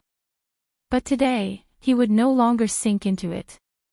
He just used an independent, transcendent, wondrous perspective to capture and draw the outline of the structure of this star river. Overall, it was more appropriate to use the word star river to describe this feeling. It was as if Luo Nan was standing at the center of an enormous galaxy. The starlight was sparse in the area he was in, but three enormous and bright spiral arms unfolded in his surroundings. These arms accurately represented the number of living beings in Frost River reality and the three buildings. However, there was a hazy dark cloud entrenched at the top of each of the three spiral arms. It blocked the starlight. The three dark clouds were connected to each other, outlining a turbid domain of darkness. The domain pressed heavily above the star river. There were even many penetrations. It was difficult to see the true appearance of the inside. There was no doubt that the three dark clouds were where the secular first oblatums of the Order of Justice were located. Looking at the current situation, Luo Nan's previous judgment was probably correct. The three first oblatums were all here. Yes, the most important target of tonight had been found. The range of Luo Nan's mental senses continued to expand. Only when the limit of the range exceeded 2 kilometers did the expansion show signs of weakening. The enormous picture of the galaxy had already covered 3 prosperous blocks. The highest point was the high-altitude traffic layer, and the lowest point was the enormous underground drainage system of the city. There were tens of thousands of life sketches that represented living beings, and it was hard to count the number of stars. Of course, from Luo Nan's perspective, the pure void and inanimate objects were merely meaningless shadowy regions. Unless he was willing to expend a great deal of energy, transform his mode, and deliberately observe with clairvoyance. At this time, Luo Nan felt the pressure once more. The stars affected each other and acted upon each other. In the end, an enormous tension was formed in the depths of the river of stars. It also formed far too much redundant information. In addition, the greater the size, the greater the level of contact and the amount of information received would naturally increase. Even if he didn't actively sense it, the enormous life level of Xia City's metropolitan area was like a myriad of galaxies in the deep sky, shining light over. Luo Nan pondered for a moment. He took the initiative to reduce the radius of his senses to 1,500 meters. Then he continued to shrink it back. In the end, it reached a kilometer or so. It just so happened to include the entirety of Frost River reality and the conjoined skyscrapers within it. Now that it had stabilized, there was enough margin left.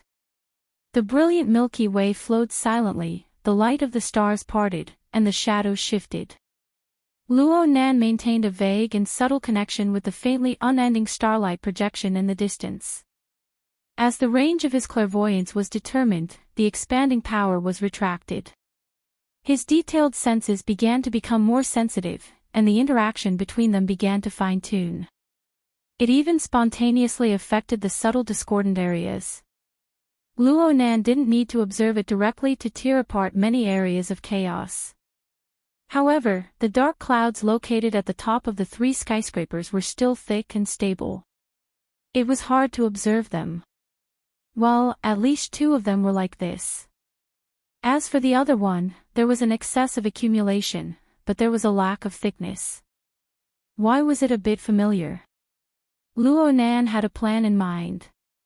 He temporarily withdrew his mind and naturally reached into his pocket. His mind was free of distractions. He completely forgot that his arms were being held by Shuele and Cat Eyes. He didn't manage to reach the right spot. His forearm swung down, and he swung it far away. He smacked a plump and elastic spot, and there was a faint sound. Cat Eyes instantly turned her head to this side. Even though they were in the darkness and the brim of her hat covered them, her eyes still flickered with a cold light. It was so piercing that Luo Nan couldn't help but squint his eyes. However, the most important thing was to take out the object. Though his hand felt like the fabric of his pants, it wasn't his pocket. Luo Nan was rubbed twice nearby, but he was unable to pull his arm back. He could only speak to Cat Eyes. "You let go. I'll take the object." At this moment, Luo Nan seemed to feel Cat Eyes tighten her grip on his arm slightly. But in the end, she didn't say anything. She just let go of his hand.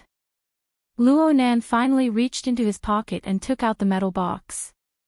He weighed it in his hand. Cat Eyes' hand noiselessly returned to his arm at this time. She continued to support him, and she spoke in a husky voice that was rarely heard. "Do you need help?" Luo Nan looked at Cat Eyes once more. Her eyes were still as bright and cold as before, but there was an unfathomable curve to the corner of her lips that was blurry in the darkness. Her lips hooked up slightly. It was quite contradictory, but there was a novel feeling that Luo Nan had never felt before. Luo Nan looked at her, and he had the urge to immediately pick up his brush and draw.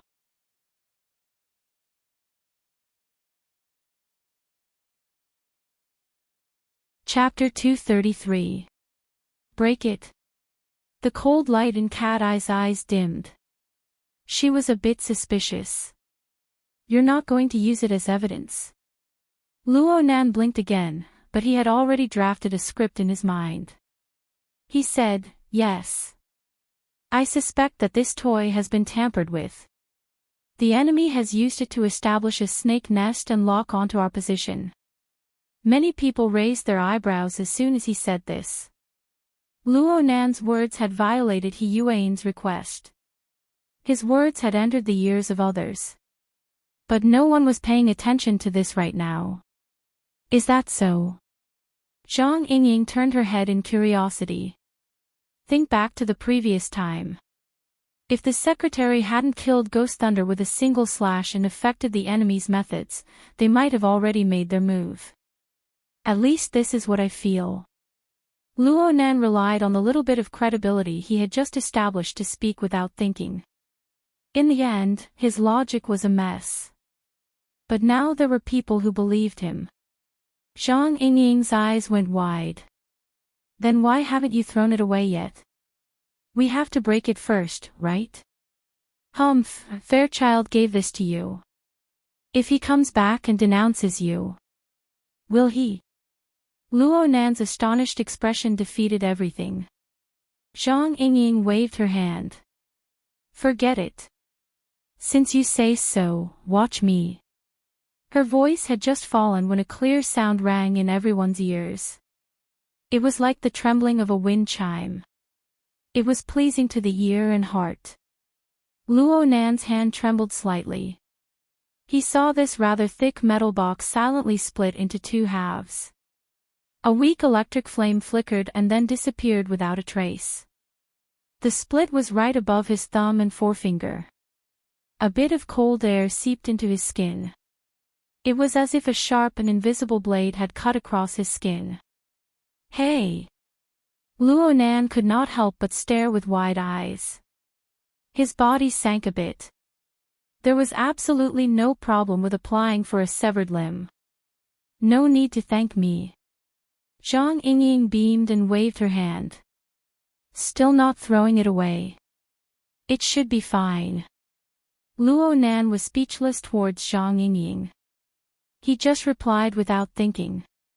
But his mind stirred and he added, I don't know who the first oblatum was. It looks like he's pretty average. Ghost Thunder's death completely severed the subsequent changes. Zhang Yingying could not help but roll her eyes. No matter how average he was still a clear oath first oblatum. In terms of strength, he was able to crush everyone here except He Yuan and Bai Xinyan. Just as these words reached the tip of his tongue, a flat voice rang out from the side. Of the 3 first oblatums of the Order of Justice in Xia City, Enchanting is probably the one whose words are truthful. He's the youngest, and he relies on his ancestors. His great-uncle is An Wang. Enchanting. Just as Zhang Yingying was about to interrupt, He Yuan coldly shot her a glance and pointed at her earlobe. Clearly, he was reminding them not to violate his request and chat casually. What a double standard. The boss is the boss. Zhang Yingying sent a thumbs-up emoji in the encrypted channel, her sarcasm overflowing. Luo Nan was very surprised. He looked stupidly at He Yuan. No one should have understood the purpose of what he had just said, but He Yuan had cooperated seamlessly with him. If that person was really Enchanting, then the effect of those 2 sentences would be many times better than his. He Yuan turned her gaze over and gave a slight nod. Luo Nan did not have the time to think in detail. His mind stirred slightly. He looked at He Yuan, but on the plane of his splendid galaxy form, the dark cloud that he had locked onto long ago surged. It had already lost its steadiness, and now it was surging and churning. Although its aura was astonishing, it could not compare to the other 2 majestic and solemn performances. Moreover, this dark cloud was splitting off streams of turbid undercurrents. They rushed in the direction of Frost River reality and seeped down. Luo Nan already felt a chill while the dark cloud was still circling and accumulating energy. The other's target was this place. Their malice was clear, but they were clearly impatient and angry. The color of their emotions appeared within Luo Nan's clairvoyance. The matter could not be delayed. Luo Nan casually tossed away the metal box that had already been cut in half. His mind scattered into the surrounding dark air. The metal box contained the consumables needed to create the human-faced arachnid. It was useless to take it out by itself. It would only dirty his hands. But as long as he had a matching computer and printer, he could form complex and clear-written materials. Luo Nan was probably the best companion in this small area of Xia City. At least from the current situation, the Order of Justice's research on the human-faced arachnid was not any deeper than his. The ink was currently drifting away into nothingness. Other people were unable to sense it, but Luo Nan's soul strength gathered it noiselessly. He needed it twice, but he still felt a bit awkward. His consciousness sunk into the external neuron and he opened the format pyramid interface. Through this interface, he could communicate with the Wraith Sign, who was several dozen kilometers away. He did not need the Wraith Sign to do anything. It just needed to stay there and be a model for him. However, he never expected that the Wraith Sign would be captured through the original format pyramid system. He had just set up the Galaxy Clairvoyant system to receive information from the Wraith Sign. The range of Luo Nan's clairvoyance could not reach that far, but it was just as he had sensed before. The larger the volume, the richer the information received. The Wraith Sign was not a living being. The depths of its structure were a mass of primal chaos. There was no life sketch to speak of. However, the structure of the primal chaos formed an obscure shadow under the illumination of other starlight and under the pole of the format pyramid system. The shadow was projected over a great distance. The power of a simple projection was too small. It could not be of much use, but it was a very good model. Luo Nan originally just wanted to follow the structure of the Wraith Sign. He wanted to copy it and make a low-level imitation. But this way, he simply threw the consumables into the projection. This way, it would be an authorized high imitation, right? It was not that simple to duplicate the human-faced arachnid. Huang Bingzhen followed the methods of the order and collected the so-called consumables.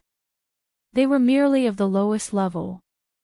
The current wraith sign was too lazy to even glance at them. No matter how high an imitation was, it was just a likeness. Its functions were simplified, and its power was ordinary. But Luo Nan felt that it was enough. Not long after, a human-faced arachnid that was closer to the original form of the burning wraith floated in the air. In terms of efficiency, the order's methods were far inferior. Aside from Luo Nan, no one could see the human-faced arachnid right now. The mental plane was endlessly deep and had many layers of structure. It was like layers upon layers of dark curtains. From the human-faced arachnid, it was the best hiding place. Even Cat Eyes, who specialized in perception, or even He Yuan and Bai Xinyan, would find it hard to reach the deeper regions. But Luo Nan's mental senses were able to probe the deeper regions from the very beginning. He was completely different from other people. Perhaps it was because his mental senses were purely for the sake of observation. Under the control of Luo Nan's consciousness, the low-level human-faced arachnid noiselessly infiltrated the void. Not long after, it followed the spiral arm of the galaxy and arrived at the edge of the surging dark cloud. The light of emotion still flickered within the dark cloud. Luo Nan thought back to last week. When he faced Jack, the wraith sign had taken out a method that left a deep impression on him.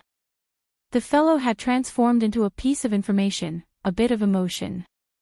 It had seeped into Jack's thoughts, pushing forward layer by layer, all the way to the depths of Jack's soul. Clearly, the human-faced arachnid had a similar instinct. Luo Nan did not have high expectations for the low-level version. It was fine as long as it could enter and transmit information. The human-faced arachnid swayed outside the dark cloud. It faced the light of emotion within the dark cloud and charged headfirst into it. You're tuning into the LoveLore Library YouTube channel. We're so grateful for your support, and don't forget to subscribe to join us on this incredible journey through captivating stories. Your generosity through donations truly makes a world of difference, as it's the primary source of revenue that allows me to expand and enhance this channel for you. Thank you from the bottom of my heart for being a part of this adventure.